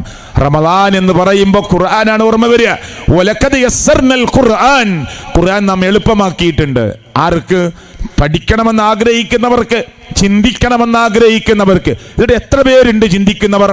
ഖുർആൻ ചോദിക്കുക, നമുക്കൊക്കെ എത്ര സൂറത്ത് അറിയും കാണാതെ? ഒന്ന് പോസ്റ്റ്മോർട്ടം ചെയ്ത് നോക്ക്. നമ്മളെ തന്നെ എത്ര സൂറത്തറിയും? 6236 ആയത്തിൽ എത്ര ആയത്തറിയും? ഗുണ്ടായിസം കാട്ടുന്ന ചെറുപ്പക്കാരുണ്ട്. ആരടാന്നൊക്കെ ചോദിച്ചാൽ ഞാനടാന്നൊക്കെ പറയാൻ ആളുണ്ടാവും. ആവശ്യമില്ലാത്തിനെ കൊച്ചിമുളി ഉണ്ടാക്കാൻ ചെറുപ്പക്കാരുണ്ടാവും. ഒരു കല്യാണത്തിന് പോക്കിരിത്തരം കാട്ടാൻ ആളുണ്ടാവും. ആ പുതിയാപ്പിളനെ പിടിച്ചു വെക്കാൻ ആളുണ്ടാവും. എൻ്റെ ആദ്യ രാത്രിക്ക് വിടൂല എന്ന് പറഞ്ഞ് നേരം വെളുക്കണവരെ അവനെ പിടിച്ചേക്ക. ഇങ്ങനത്തെ പൊട്ടന്മാരുടെ ലോകമായിട്ട് മാറുക നമ്മുടെ ലോകം. മനസ്സിലായില്ലേ? ഇവിടെ ഉണ്ടോ എനിക്കറിയില്ല. മുസ്ലിങ്ങൾ അതൊക്കെ ചെയ്തു കൂട്ടുന്നത്. എൻ്റെ ആദ്യ രാത്രിക്ക് വിടൂല, എന്നിട്ട് ഓനെ പിറ്റേന്ന് വിടുക. ഓനെ പിറ്റേന്ന് വിട്ടോ അന്ന് പോയാലും അന്നാണ് ഓൻ്റെ ആദ്യ രാത്രി. എന്നിട്ട് അന്ന് പിടിച്ചേക്ക, അന്ന് വിടൂലാന്ന് പടക്കം പൊട്ടിക്കുക, ബഹളം ഉണ്ടാക്കുക. ഒരു പുതുപെണ്ണിനെ മാന്യമായി ഇറക്കിക്കൊണ്ടുവരാൻ പോകുന്ന വീട്ടിൽ നിന്ന് ആളുകൾ ഇടപെട്ടുകൊണ്ട് ഇറങ്ങി പോകണമെന്ന് പറയേണ്ടി വരിക. അറിയോ? കണ്ണൂരിന്റെ പരിസരത്തേക്ക് പ്രസംഗിക്കാൻ പോയപ്പോ അവിടുത്തെ പോലീസ് ഉദ്യോഗസ്ഥൻ SI, ഒരു ഹിന്ദു സഹോദരൻ, ആ സബ് ഇൻസ്പെക്ടർ, ആരാ നിങ്ങളുടെ പ്രഭാഷകൻ എന്ന് ചോദിച്ച് എന്നെ വിളിച്ചു. എന്നെ കാണിച്ചു കൊടുത്തവര് എന്നെ വിളിച്ചു. ഞാൻ വിചാരിച്ചു എന്തെങ്കിലും ഇവിടുത്തെ പെർമിഷന് കാര്യങ്ങളിൽ എന്തെങ്കിലും പ്രയാസം ഉണ്ടോ എന്ന് വിചാരിച്ചു.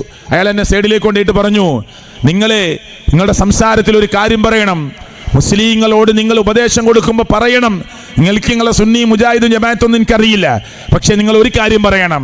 ഇവിടെ പള്ളിയിലെ മയ്യത്ത് കട്ടിലാണ് പുതിയാപ്പിളയെ കൊണ്ടുപോയത്. ഈ തോന്നിവാസം അവസാനിപ്പിക്കാൻ ഉപദേശം കൊടുക്കണം. ഒരു ഹിന്ദു SI പറയണത്. പള്ളിയിലത്തെ മയ്യത്ത് കട്ടിലെടുത്തിട്ട് അതിൽ പുതിയാപ്പിളിനെ കൊണ്ടുപോവുക. എന്നിട്ട് അതിന്റെ ബാക്കിൽ മഫ്തിയും പറഞ്ഞിട്ട പെണ്ണുങ്ങൾ കൈയൊട്ടി നടക്കുക.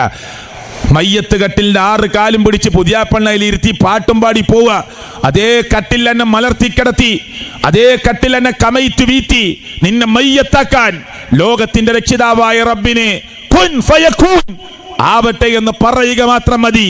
പക്ഷേ ദുഷ്കർമ്മം ചെയ്യുന്ന ആളുകൾ അള്ളാഹു നീട്ടിക്കൊടുക്കും, അഴച്ചിട്ട് കൊടുക്കും. നീ എത്രത്തോളം പോകുമെന്ന് നോക്കാനാണ്.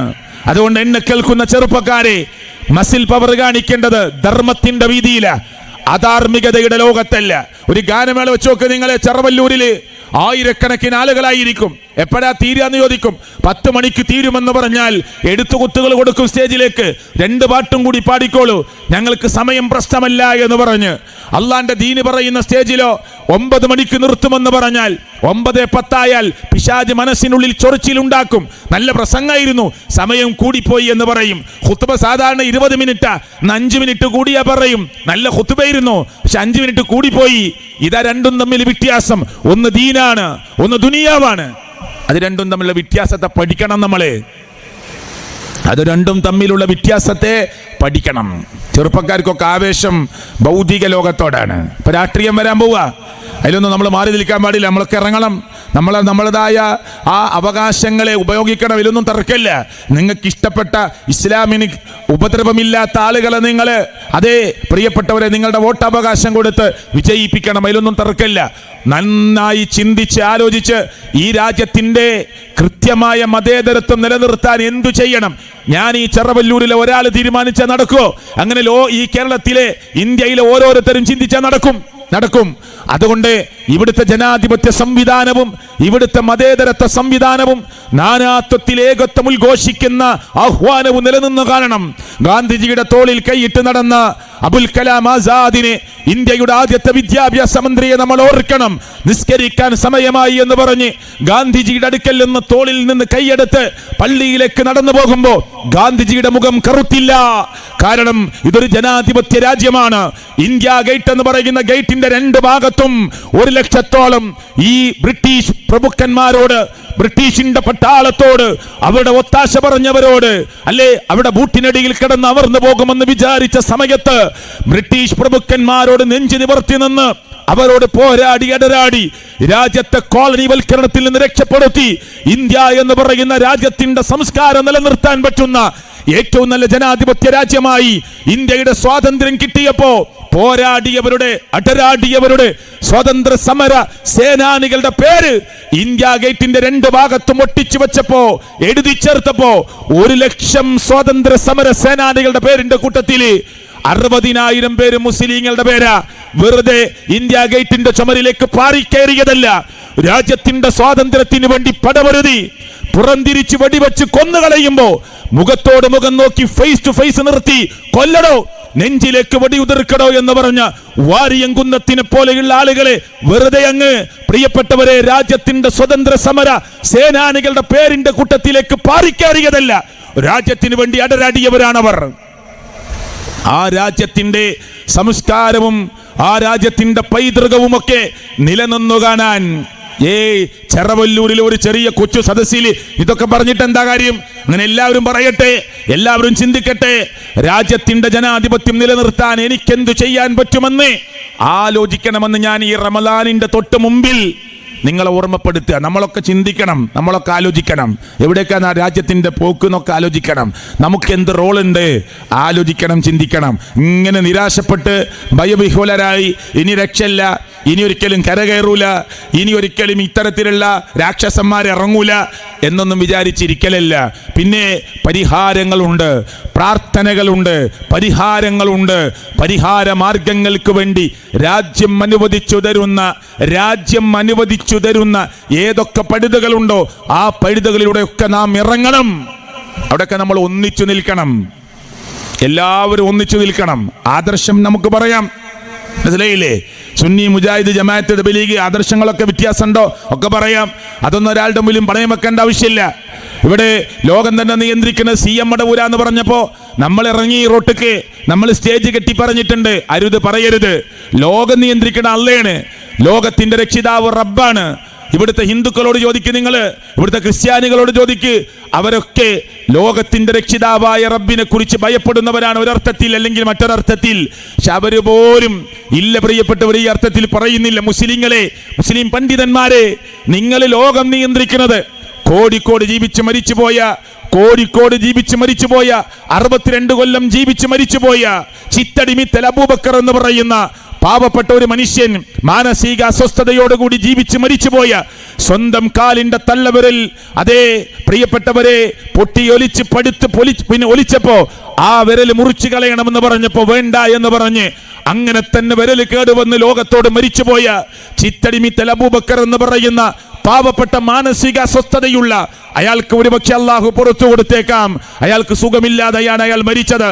ആ മനുഷ്യനാണ് ലോകം നിയന്ത്രിക്കുന്നത് എന്ന് പറയുകയും ഇന്നും കോഴിക്കോടിലെ അദ്ദേഹം പണ്ട് കുളിച്ചിരുന്ന കുളത്തിലേക്ക് വരാറുണ്ട് എന്നും ഇന്നും അയാൾ ഖബറിൽ നേരെ വിമാനം പറക്കുന്നതും ട്രെയിൻ പോകുന്നതും റോഡിലൂടെ പോകുന്ന കാറും ബസ് ഒക്കെ കണ്ടുകൊണ്ടിരിക്കുന്നു എന്ന് പറയുന്നതും ഇത് പ്രസംഗിക്കുമ്പോ അരുത് എന്ന് ഉറക്കെ വിളിച്ചു പറയും. ഞങ്ങൾക്ക് പറ്റാവുന്ന ജനാധിപത്യ സംവിധാനം ഉപയോഗിച്ച് മുസ്ലിം ഉമ്മത്തിനോട് ഞങ്ങൾ പറയും, ഇത് റബ്ബിന്റെ തൗഹീദിനെതിരാണ്, ഇത് ഖുർആനിനെതിരാണ്, ഇത് സുന്നത്തിനെതിരാണ്, ഇത് ദീനിനെതിരാണ്. പക്ഷെ മുസ്ലിങ്ങളെ, ഒന്നിച്ചു നിൽക്കേണ്ട സ്ഥലത്ത് നമ്മൾ ഒന്നിച്ചു നിൽക്കണം. എന്തേ ഇത് പറഞ്ഞതിൽ പ്രശ്നമുണ്ടോ? തെറ്റ് ആരെയ്താലും തെറ്റാന്ന് പറയും, മുജാഹിദ് ചെയ്താലും പറയും, സമസ്ത ചെയ്താലും പറയും. അങ്ങനെ പറയണം നമ്മളൊക്കെ, അപ്പോഴേ തിരുത്തുകയുള്ളൂ. ജേട്ടൻ ചെയ്താൽ ജേട്ടനോട് പറയണം, ബഹുമാനം നിലനിർത്തി പറയണം. അനിയൻ ചെയ്താൽ പറയണം അനിയനോട്, ഭാര്യ ചെയ്താൽ പറയണം. ഭർത്താവിനോട് എനിക്ക് പറയാൻ പേടിയല്ല, ഭർത്താവിനോട് ബഹുമാനം നിലനിർത്തി പറയണം, നിങ്ങളാ ചെയ്തത് ശരിയല്ലെന്ന്. അങ്ങനെ പരസ്പരമുള്ള ഉപദേശങ്ങൾ നടത്തണം, സതുപദേശങ്ങൾ നടത്തണം. അതിനൊന്നും ഇസ്ലാം എതിരല്ലെന്ന് മാത്രമല്ല പറയണമെന്നതാണ് അള്ളാഹുവിന്റെ മതം പഠിപ്പിച്ചിട്ടുള്ളത്. പക്ഷേ ഒന്നിച്ചു നിൽക്കേണ്ട പൗരത്വ ബില്ല് വന്നപ്പോൾ നമ്മൾ എല്ലാവരും ഒന്നിച്ചു നിന്നില്ലേ? ഒരേ മേശക്ക് ചുറ്റും ഇരുന്നില്ലേ? നമ്മൾ ഓരോ സംഘടനയിൽപ്പെട്ട നേതാക്കന്മാരും ഒപ്പുവെച്ച് ലെറ്ററുകൾ ഡൽഹിയിലേക്ക് പോയില്ലേ? രാജ്യത്തിന്റെ തലസ്ഥാനത്തേക്ക് പോയില്ലേ? എല്ലാവരുടെയും പരാതികൾ പ്രിയപ്പെട്ടവരെ രേഖപ്പെടുത്തി അയച്ചില്ലേ? ഒന്നിച്ചു നിൽക്കേണ്ട ഘട്ടത്തിൽ ഒന്നിച്ചു നിൽക്കണം, തർക്കമില്ല. പക്ഷേ അള്ളാഹുവിന്റെ കോടതിയിൽ രക്ഷപ്പെടാനുള്ള തൗഹീദ് അത് മനസ്സിലാകാതെ പോകരുത്. ഒരൊറ്റ കാര്യം ഞാൻ ആ വിഷയത്തിലേക്ക് പോകുന്നില്ല. എന്റെ പ്രാർത്ഥന മുഴുവനും ഖുർആനിൽ പറഞ്ഞതുപോലെ റബ്ബന ആതിനാ ഫിദ്ദുനിയ അല്ലാഹുവിനോടാണ്, റബ്ബന തഖബ്ബൽ മിന്നാ അല്ലാഹുവിനോടാണ്, റബ്ബിഗ്ഫിർലി അല്ലാഹുവിനോടാണ്, റബ്ബിശ്റഹ്ലി അല്ലാഹുവിനോടാണ്. ഒരൊറ്റ പ്രാർത്ഥനയും റബ്ബല്ലാത്ത ഒരാളോടുമില്ല. ഇനി ഓരോ സുന്നിയും മുജാഹിദും ജമാഅത്തും തബ്ലീഗും ഉറങ്ങാൻ നേരത്ത് രണ്ട് കൈയും ഇങ്ങനെ ചേർത്ത് വെച്ച് ജമഅ കഫൈഹി, രണ്ട് കൈകളും ചേർത്ത് വെച്ച് നഫസ ഫീഹിമാ, രണ്ട് കൈകളിലേക്ക് മൂതി ഫഖറഅ, എന്നിട്ടോതി സൂറത്തുൽ ഇഖ്ലാസ്, സൂറത്തുൽ ഫലക്, സൂറത്തുൻ നാസ്. എന്നിട്ട് തല മുതൽ മുഖം ഇങ്ങനെ ശരീരത്തിന്റെ നെഞ്ചിടം, വയറ്, കാല് എല്ലാ ഭാഗത്തും കൈയെത്തുന്ന ദൂരത്തൊക്കെ തടവി വലതു ഭാഗത്തേക്ക് ചെരിഞ്ഞ് ഈ വലത് കൈ ഇങ്ങനെ കവിളിൽ വെച്ച് പ്രിയപ്പെട്ടവരെ, അല്ലാഹുവേ ബിസ്മിക അമൂതു വഹ്യ, നിന്റെ നാമത്തിലാണ് ഞാൻ ഈ ഉറക്കത്തിൽ മരിച്ചാൽ എന്റെ മരണം. റബ്ബേ, ഇനി ഉണർത്തുകയാണെങ്കിൽ, എനിക്ക് ജീവിതം തരികയാണെങ്കിൽ നീന്റെ മാർഗത്തിലാ റബ്ബേ എന്റെ ജീവിതം. ബിസ്മിക റബ്ബി വലഅതു ജംബി എന്ന് തുടങ്ങുന്ന ദിക്റും പ്രാർത്ഥനയും ചൊല്ലിയിട്ട് ഒരു മുസൽമാൻ ഉറങ്ങുന്നു. സുന്നിക്കും മുജാഹിദിനും ജമാഅത്തിനും തബ്ലീഗിനും മുസ്ലിം സംഘടനകൾക്കും വ്യത്യാസമില്ല. രാത്രി 1 മണിക്ക് 2 മണിക്ക് 3 മണിക്ക് ഞെട്ടി ഉണർന്നാൽ, ഉറക്കത്തിൽ നിന്നുണർന്നാൽ ഓരോ മുസ്ലിമും പറയാ അൽഹംദുലില്ലാഹില്ലദീ അഹ്യാനാ ബഅദമാ അമാതനാ വഇലൈഹിൻ നുശൂർ. വ്യത്യാസമുണ്ടോ? പടച്ചോനെ, ഉറക്കത്തിന് രണ്ടാമത് ജീവിതം തന്ന റബ്ബേ നിനക്ക് സ്തുതി. എന്നിട്ട് പള്ളിക്ക് ഇറങ്ങുക, രാവിലെ സുബൈക്ക് ഇറങ്ങുന്നതിന് മുമ്പ് ടോയ്ലറ്റ് പോവുക, ആ പ്രാഥമിക കാര്യങ്ങളൊക്കെ നിർവഹിക്കാൻ പോവുക. അപ്പൊ കക്കൂസിലേക്ക് ടോയ്ലറ്റിലേക്ക് ഇങ്ങനെ ഇടത്തേക്കാല് വെച്ചിട്ട് പറയണെന്താ, അല്ലാഹുവേ ഇന്നി അഊദു ബിക മിനൽ ഖുബ്സി വൽ ഖബായിസ്. റബ്ബേ, ശൈത്താൻ ഇഷ്ടപ്പെടുന്ന സ്ഥല, ആൺ പിശാചിൽ നിന്നും പെൺ പിശാചിൽ നിന്നും പടച്ചോനെ ഞാൻ നിന്നോട് രക്ഷ ചോദിക്കുക. അത് ശൈത്താൻ ഇഷ്ടപ്പെട്ട സ്ഥല. അതാ സ്കൂളിന്റെ ടോയ്ലറ്റ്, ആ റെയിൽവേ സ്റ്റേഷന്റെ ടോയ്ലറ്റ്, ബസ് സ്റ്റാൻഡിന്റെ ടോയ്ലറ്റ് ഒക്കെ പോയി നോക്ക്. അതിൻ്റെ ഉള്ളിൽ രാമൻ പ്ലസ് ഓമന, മുഹമ്മദ് പ്ലസ് ആമിന എന്നൊക്കെ എഴുതിയൊക്കെ. കാരണം അത് പിശാചിന് ഇഷ്ടപ്പെട്ട സ്ഥല. അവിടെയാണ് പലതും ഇങ്ങനെ വരച്ചിട്ടില്ലേ. സ്കൂളിന്റെ ടോയ്ലറ്റ് ബ്ലോക്കിലാണ് അവിടുത്തെ സ്കൂളിലത്തെ കുട്ടികളൊക്കെ പ്ലസ് ഇട്ട് എഴുതിയൊക്കെ. എന്താ കാരണം? അവിടെ എത്തുമ്പോൾ പിശാജ് ഇങ്ങനെ പ്രേരിപ്പിക്കുക. പിശാജിന് ഇഷ്ടപ്പെട്ട സ്ഥലം, വേസ്റ്റ് കളയുന്ന സ്ഥലം. അവിടെ അനാവശ്യമായിട്ട് പോയിരിക്കാൻ പാടില്ല. ആവശ്യം കഴിഞ്ഞാൽ വേഗം പോരണം. ഇല്ലെങ്കിൽ ഗവൺമെന്റ് ടോയ്ലറ്റ് കയറിയിട്ട് അവിടെ എഴുതിയിട്ടുണ്ടാവും വൃത്തികേടാക്കരുത്. ആ ക്ലോസറ്റിൽ ഇരുന്നിട്ട് ആലോചിക്കണം, എന്താരോ ഈ എഴുത്തിൽ ഏത് അക്ഷരം വായിച്ചാൽ അപ്പോൾ അത് വൃത്തികേടാക്കാൻ പറ്റുക. മനസ്സിലായിട്ടോ? വൃത്തികേടാക്കരുത് എന്ന് എഴുതി വെച്ചത് നമുക്ക് ഇങ്ങനെ ആലോചിക്കുകയാണ്, ഇതിന് ഏത് അക്ഷരം കളഞ്ഞാല ഇനി വരുന്ന ആൾ ചിരിക്കുകയാണ്. അത് പിശാച് തോന്നിപ്പിക്കണ. അതുകൊണ്ടാ പറഞ്ഞ അങ്ങോട്ട് കയറുമ്പോ എന്ത് പറയണം? ആൺ പിശാചിൽ നിന്നും പെൺ പിശാചിൽ നിന്നും റബ്ബേ ഞാൻ നിന്നോട് രക്ഷ ചോദിക്കുകയാണ്.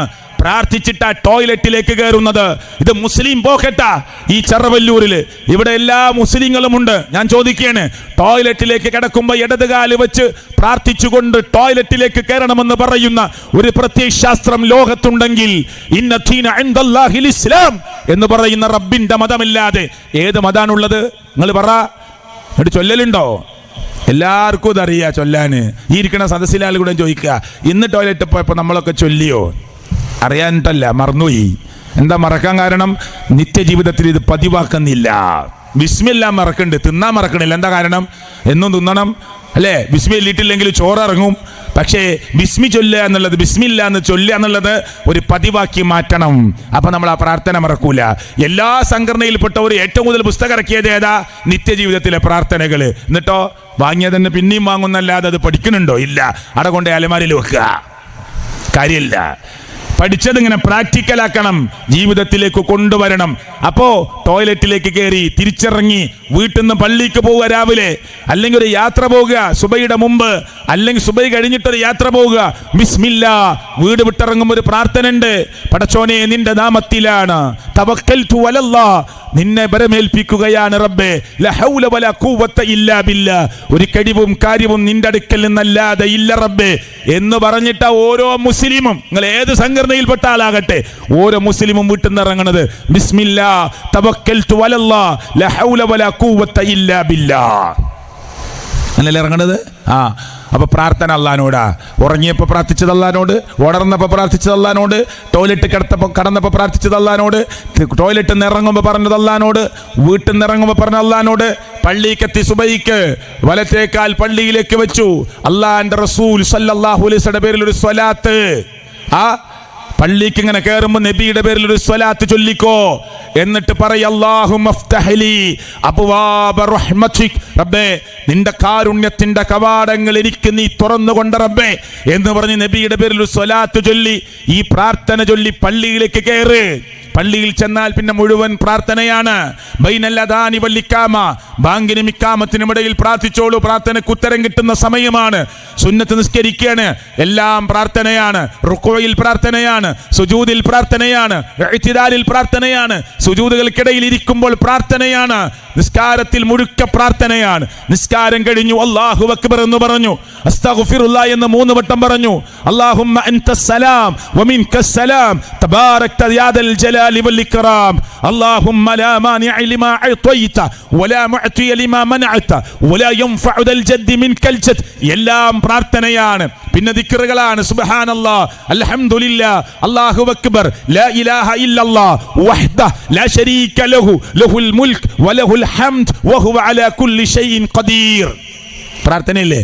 പള്ളിയിൽ നിന്ന് തിരിച്ചു പോരുക, അവിടെ ഇരുന്നിട്ട് ഉപ്പാക്ക് ഉമ്മാക്ക് ജേട്ടനെ അനിയനെയും ഭാര്യക്ക് മക്കൾക്ക് എല്ലാവർക്കും വേണ്ടി പ്രാർത്ഥിച്ചോളൂ. പറ്റാവുന്നത്ര സമയം ഇരുന്ന് പ്രാർത്ഥിച്ചോളൂ. നിസ്കാരം കഴിഞ്ഞിട്ട് സമയമുണ്ടെങ്കിൽ അവിടെ ഇരുന്ന് പ്രാർത്ഥിക്കുക. അർജന്റായിട്ട് പോകണം റെയിൽവേ സ്റ്റേഷനിലേക്ക്, കാറിലിരുന്ന് പ്രാർത്ഥിച്ചോ. അർജന്റായിട്ട് പോകണം എയർപോർട്ടിലേക്ക്, നിന്റെ വാഹനത്തിൽ ഇരുന്ന് പ്രാർത്ഥിച്ചോ. ഇല്ല സമയമുണ്ടോ പള്ളിയിലിരുന്ന് ദീർഘമായി പ്രാർത്ഥിക്ക്. ഓരോരുത്തരുടെയും പ്രശ്നം വേറെ വേറെയാണ്. ഓരോരുത്തരുടെയും പ്രശ്നം വേറെ വേറെയാണ്. എനിക്ക് പ്രാർത്ഥിക്കാൻ കൂടുതൽ സമയമെടുക്കേണ്ടത് സുഖമില്ലാതെ കിടക്കുന്ന എൻ്റെ ഉമ്മക്ക് വേണ്ടിയാണ്. അതുകൊണ്ട് പള്ളിയിലെ ഉസ്താദ് എന്നും പ്രാർത്ഥിക്കുന്ന പ്രാർത്ഥനയ്ക്ക് ആമീൻ പറഞ്ഞ് എഴുന്നേറ്റ് പോവുകയില്ല. മറിച്ച് നിന്റെ ഉപ്പക്ക് വേണ്ടി പറ, നിന്റെ വല്യമ്മക്ക് വേണ്ടി പറ, നിന്റെ വല്യപ്പക്ക് വേണ്ടി പറയൂ, നിന്റെ മോന് വേണ്ടി പറയ്, ഐസിയിൽ കിടക്കുന്ന നിന്റെ മൂത്താപ്പാന്റെ മോന് വേണ്ടി പറയ്, അതേ ഹോസ്പിറ്റലിൽ കിടക്കുന്ന നിന്റെ ഭാര്യയുടെ അനിയത്തിക്ക് വേണ്ടി പറയ്, നിന്റെ ഭാര്യയുടെ ജേഷ്ഠത്തിക്ക് വേണ്ടി പറയ്, നിന്റെ ഉപ്പാന്റെ അനിയന്മാർക്ക് വേണ്ടി, നിന്റെ ഉപ്പാന്റെ പെങ്ങന്മാർക്ക് വേണ്ടി, നിന്റെ ഉമ്മാന്റെ ജേഷ്ഠത്തിക്ക് വേണ്ടി, അനിയത്തിക്ക് വേണ്ടി, ആർക്കാണോ അത്യാവശ്യമായി പ്രാർത്ഥിക്കേണ്ടത് അവർക്കൊക്കെ വേണ്ടി ഇരുന്ന് റബ്ബിന്റെ പള്ളിയിൽ അവന്റെ വീട്ടിലിരുന്ന് പറ. ഒറ്റക്കൊറ്റക്കിരുന്ന് അങ്ങനെ പ്രാർത്ഥിക്കുക. എന്നിട്ട് പള്ളിയിൽ നിന്ന് ഇറങ്ങുമ്പോൾ നബിയുടെ പേരിൽ വീണ്ടും സ്വലാത്ത് ഉണ്ടോ. അല്ലാഹുവിന്റെ റസൂൽ സല്ലല്ലാഹു അലൈഹി വസല്ലം പേരിൽ ഒരു സ്വലാത്ത് ചൊല്ലിയിട്ട് പള്ളിയിൽ നിന്ന് പുറത്തേക്ക് കാല് വെച്ചിട്ട് പടച്ചോനോട് പറയാ, അല്ലാഹുമ്മ ഇന്നി അസ്അലുക മിൻ ഫളിക്, പടച്ചോനെ നിന്റെ ഫളിൽ നിന്ന് ചോദിക്കുകയാണ്. റബ്ബേ നിന്റെ ഫളിൽ ഔദാര്യത്തിൽ നിന്ന് ചോദിക്കുകയാണ്. നിസ്കാരം കഴിഞ്ഞു, സുന്നത്ത് നിസ്കരിച്ചു, ജമാഅത്ത് നമസ്കരിച്ചു, അതിനുശേഷമുള്ള സുന്നത്ത് നമസ്കരിച്ചു, പടച്ചോനെ ദിക്ർ ചൊല്ലി പ്രാർത്ഥിച്ചു, പോവാണ്. നിന്റെ ഫളിൽ നിന്ന് ചോദിക്കുകയാണ് റബ്ബേ കണ്ടോ. എന്നിട്ട് അവിടുന്ന് പോയി ഒരു വാഹനത്തിൽ കയറുക. അപ്പൊ പ്രാർത്ഥിക്കണം, സുബ്ഹാനല്ലദീ സഖറ ലനാ ഹാദാ വമാ കുന്നാ ലഹു മുഖ്രിനീൻ വഇന്നാ ഇലാ റബ്ബിനാ ലമുൻഖലിബൂൻ. കണ്ടോ, പ്രാർത്ഥിച്ചിട്ടാ വാഹനത്തിൽ പോകുന്നത്. ഞാൻ ഇവിടുത്തെ സുന്നികളോട്, മുജാഹിദിനോട്, ജമാഅത്തിനോട്, മുസ്ലിങ്ങളോട്, എല്ലാവരും മുസ്ലിങ്ങളോട് ചോദിക്കുകയാണ്, ഒരൊറ്റ ദിക്ർ പ്രാർത്ഥന പടച്ചോന്റെ പേരിലല്ലാതെ അള്ളാന്റെ ദീനിൽ ഉണ്ടോ ഇല്ലേ? നിങ്ങൾ പരിശോധിച്ചോളൂ. അത്രേ സലഫികൾ പറയുന്നുള്ളൂ. ആ വിഷയത്തേക്ക് ഇപ്പൊ പോകാൻ സമയമില്ല. ഇപ്പൊ റമദാനെ കുറിച്ച് പറയണ സമയ. എങ്ങനെ ഒരൊറ്റ കാര്യം ചോദിച്ചത്, ഖുർആനിൽ വന്ന മുഴുവൻ പ്രാർത്ഥനയും അള്ളാഹിനോട് മാത്രം, നിത്യജീവിതത്തിൽ ചൊല്ലേണ്ട ഒരൊറ്റ പ്രാർത്ഥനയും ദിക്റും റബ്ബിനോടല്ലാതെ ഇല്ല, ഒക്കെ അള്ളാഹിനോട്. അതുകൊണ്ട് റബ്ബല്ലാത്ത ഒരൊറ്റ മനുഷ്യനോടും, നബിയാകട്ടെ, ആ ഔലിയാക്കന്മാരിൽപ്പെട്ട വലിയാകട്ടെ, മറ്റേതെങ്കിലും ശുഹദാക്കളിൽപ്പെട്ട ഷഹീദാകട്ടെ, ഒരാളോടുമില്ല, ഒരൊറ്റ നബിമാരോടുമില്ല, എല്ലാം അല്ലാഹുവിനോട്. ഖുൽ, പറയൂ നബിയേ, ഇന്നമാ ദുഉ റബ്ബി, ഞാൻ എൻ്റെ റബ്ബിനോട് മാത്രമേ ദുആ ചെയ്യുകയുള്ളൂ. ഖുൽ, പറയൂ നബിയേ, ഇന്നമാ അദ്ഉ റബ്ബി, ഞാൻ എൻ്റെ റബ്ബിനോട് മാത്രമേ ദുആ ചെയ്യുകയുള്ളൂ. അതൊരു വിഷയ, അത് വേറെ സംസാരിക്കേണ്ടതാണ്. 2-3 മണിക്കൂറൊക്കെയാണ് നമ്മൾ ആ വിഷയം സാധാരണ പറയാറുള്ളത്. അതൊരു ഗൗരവമുള്ള വിഷയമാണ്. അത് റമദാനിൻ്റെ മുമ്പിലെത്തി നിൽക്കുന്ന നേരത്ത് റമദാനിലെ പുണ്യം ആഗ്രഹിച്ച് ഇബാദത്തിലേക്ക് പ്രവേശിക്കാൻ പോകുമ്പോൾ ബദരീങ്ങളൊക്കെ ഓർക്കുന്നൊരു പ്രത്യേക സമയമാണ് ഇനി റമദാനിൽ വരാൻ പോണത്. ഞാൻ 10 ദിവസം മുമ്പ് പിന്നെ അള്ളാഹിൻ്റെ അനുഗ്രഹം കൊണ്ട് ഇന്നലെയാണ് ഞാൻ സൗദി അറേബ്യയിൽ നിന്ന് റബ്ബിൻ്റെ അനുഗ്രഹം കൊണ്ട് എത്തിയത്. കഴിഞ്ഞ 15 ദിവസം മുമ്പ് ഇവിടുത്തെ ഈ ഭാഗത്തുള്ള നമ്മളെ നേരത്തെ പ്രസംഗിച്ച മുജീബ് കോടത്തൂരിൻ്റെ ഒരു ഗുംറ ഗ്രൂപ്പിൽ ഞാൻ പോയിരുന്നു. അപ്പം ഞാൻ എല്ലാവരും സലഫികളല്ല ഗ്രൂപ്പിൽ, അവരോട് ബദറിൻ്റെ അടുത്ത് കൊണ്ടുപോയി നിർത്തിയിട്ട് പറഞ്ഞു, ബദറിലേക്ക് നോക്ക്, നിങ്ങൾ ദാ ബദറിലേക്ക് നോക്ക്. അവരിങ്ങനെ നോക്കി. പാവപ്പെട്ട എത്രയോ ആളുകളുണ്ട് ആ കൂട്ടത്തിൽ, കാര്യങ്ങൾ അറിയാത്ത. ഒന്ന് നോക്ക് നിങ്ങൾ ബദറിലേക്ക്. അവർ ബദറിലേക്ക് നോക്കി. എന്തേ, നിങ്ങൾ എന്തെങ്കിലും കാണുന്നുണ്ടോ എന്ന് ചോദിച്ചു. അതേ, കുറച്ച് കല്ലിങ്ങനെ അവിടെയും ഇവിടെയൊക്കെ കാണുന്നുണ്ട്. അതേ, ഖബറാണ്. ഇതാണ് ബദരീങ്ങൾ എന്ന് പറയുന്ന അള്ളാഹുവിൻ്റെ മുഹമ്മദ് മുസ്തഫ സല്ലല്ലാഹു അലൈഹി വസല്ലമയും സഹാബ കിറാം 313 എന്ന് പറയുന്ന, 315 എന്ന് പറയുന്ന, 319 എന്ന് പറയുന്ന, 320 താഴെ വരുന്ന ആളുകൾ പടപൊരുതിയ മൂർച്ചയേറിയ വാളുകളില്ലാതെ ഒട്ടിയ വയറും പൊട്ടിയ വാളുമായി തള്ളിയ കണ്ണുമായി യുദ്ധക്കളത്തിലേക്കിറങ്ങി 1000-ഓളം വരുന്ന ആ മുശ്രിക്കുകളുടെ പടയാളികളോട് പടപൊരുതി വിജയം കൈവരിച്ച് മുസ്ലിങ്ങളുടെ കൂട്ടത്തിൽ നിന്ന് മരണപ്പെട്ടു പോയ ശുഹദാക്കൾ കിടക്കുന്ന ഖബറിടമാണിത്. ഒരു കല്ലേ കാണാനുള്ളൂ അല്ലേ? ഒരു 4 വെട്ടുകല്ല് വാങ്ങി 4 ഹോളോ ബ്രിക്ക് വാങ്ങി കെട്ടി അതിനെ സിമെന്റ് കൊണ്ട് പൊതിഞ്ഞ് ഒരു പച്ചപ്പൊതപ്പിടാൻ സൗദി അറേബ്യയുടെ ഭരണാധികാരികളുടെ കയ്യിൽ പൈസ ഇല്ലാത്തത് കൊണ്ടല്ല, മുത്തുനബി കരീം സല്ലല്ലാഹു അലൈഹി വസല്ലമ അത് അനുവദിച്ചു കൊടുത്തിട്ടില്ല. അല്ലാഹുവിന്റെ റസൂൽ പറഞ്ഞത്, അല്ലാഹുവിന്റെ പ്രവാചകൻ നിരോധിച്ചു, ഖബർ നിങ്ങൾ കുമ്മായം അടിക്കരുത് കേട്ടോ, ഖബറിന്റെ മേലെ നിങ്ങൾ കയറി ഇരിക്കരുത് കേട്ടോ, ഖബറിന്റെ മേലെ നിങ്ങൾ കെട്ടിപ്പടുക്കരുത് കേട്ടോ, ഖബറിന്റെ മേലെ നിങ്ങൾ എഴുതരുത് കേട്ടോ. അല്ലാഹുവിന്റെ പ്രവാചകൻ നമ്മുടെ നേതാവ് തങ്ങളായ മുഹമ്മദ് മുസ്തഫ സല്ലല്ലാഹു അലൈഹി വസല്ലമ നമ്മുടെ വാപ്പയേക്കാൾ, ഉമ്മയേക്കാൾ, ജേട്ടനേക്കാൾ, അനിയനേക്കാൾ, ഭാര്യയേക്കാൾ, മക്കളേക്കാൾ, കച്ചവടത്തേക്കാൾ, സ്വത്തിനേക്കാൾ, ആസ്തിയേക്കാൾ, വീടിനേക്കാൾ, പറമ്പിനേക്കാൾ, സർവ്വതിനേക്കാൾ നമുക്കിഷ്ടമായ നമ്മുടെ നബി സല്ലല്ലാഹു അലൈഹി വസല്ലമ പറഞ്ഞതാണ്, ഖബർ നിങ്ങൾ ഒരു ചാൺ ഉയരത്തിൽ ഉയർത്തി ഖബറാണെന്നറിയാൻ കല്ലടയാളം വെച്ച് വിടണമെന്ന് അല്ലാഹുവിന്റെ റസൂൽ പറഞ്ഞതാ. അത് വിശദീകരിച്ചു കൊടുത്തു. ബദറിലെ ആ മതിലിനോട് ചാരി നിന്ന് നോക്കിക്കോളൂ ഖബറിലേക്ക് എന്ന് പറഞ്ഞ് വിശദീകരിച്ചു കൊടുത്തപ്പോ പലരുടെയും കണ്ണ് നനയുന്നത് ഞാൻ ശ്രദ്ധിച്ചു. ഉഹദിലേക്ക് പോയി. ഉഹദിലും ഇതേ അവസ്ഥ അവർ കാണുകയാണ്, അല്ലേ? ഉഹദിലും ഇതേ അവസ്ഥ അവർ കാണുകയാണ്. മുസ്ലിങ്ങളെ, അള്ളാഹുവിന്റെ ദീൻ എളുപ്പമാണ്. അള്ളാഹുവിന്റെ ദീൻ എളുപ്പമാണ്, പഠിക്കാൻ എളുപ്പമാണ്, മനസ്സിലാക്കാൻ എളുപ്പമാണ്. കെട്ടിക്കൊടുക്കുകളില്ലാത്ത മതമാണ് അള്ളാഹുവിന്റെ മതം, അല്ലേ? ഇവിടെ ഹൈന്ദവരില്ല, ഇതുവരുണ്ടെങ്കിൽ നമുക്ക് അവരോട് കുറച്ച് കാര്യങ്ങൾ പറയാം. പക്ഷേ ഹൈന്ദവരൊക്കെ എത്ര കെട്ടിക്കൊടുക്കുകളിലാണ്, എത്ര വിശ്വാസങ്ങളാ. ഒരു വീട്ടിൽ തന്നെ എത്ര ദൈവങ്ങളുടെ പ്രതിഷ്ഠകളാണ്. ചിന്തിച്ചു നോക്ക് നിങ്ങൾ.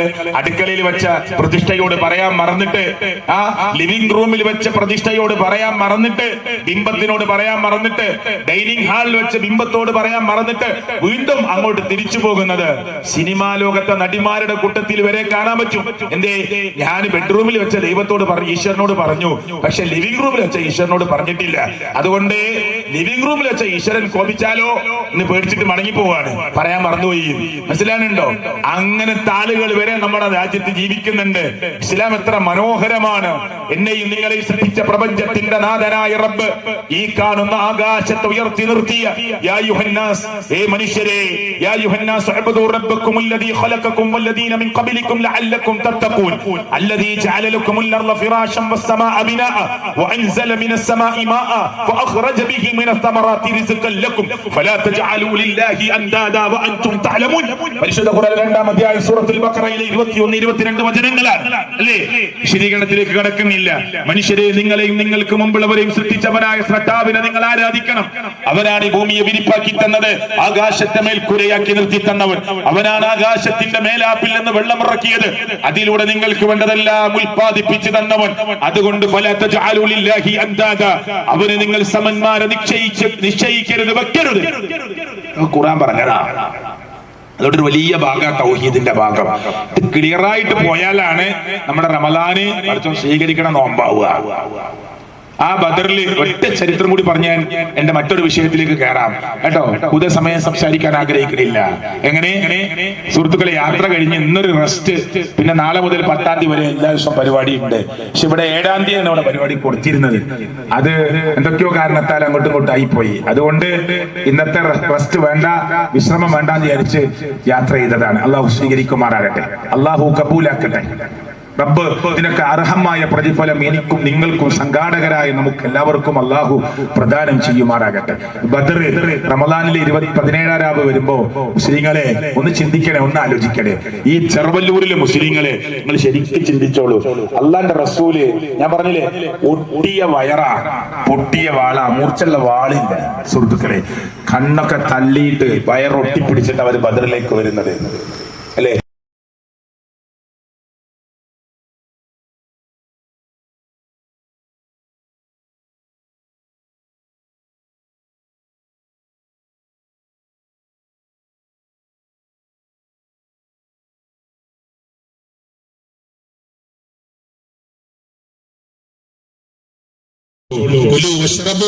തിന്നോളൂ, കുടിച്ചോളൂ, നിങ്ങളെ അമിതവ്യയം ചെയ്യരുത് എന്ന് ഖുർആൻ പറഞ്ഞതിനൊക്കെ ഓർക്കുന്നവരാണോ നമ്മള് എന്ന് ശരിക്കും ശ്രദ്ധിക്കുക.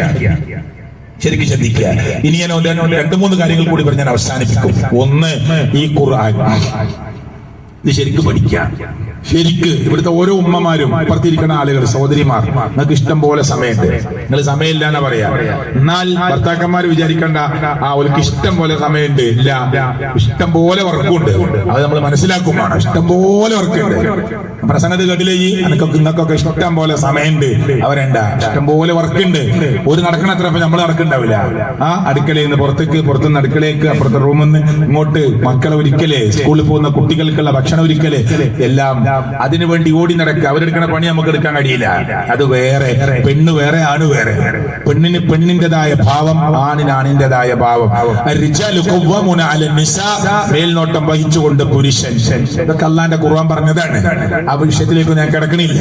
അതുകൊണ്ട് ഏതെങ്കിലും ഒരു ഭാര്യയെ എന്തെങ്കിലും ഒരു വിഷയത്തിൽ നിങ്ങൾക്കൊന്ന് ശിക്ഷിക്കണമെന്ന് തോന്നിയാൽ ഒരു ചെറിയ വടിയെടുത്ത് കുട്ടിയെ ശിക്ഷിക്കുന്നത് പോലെ കാലിനൊരു അടിയൊക്കെ കൊടുക്കാം, മനസ്സിലായില്ലേ?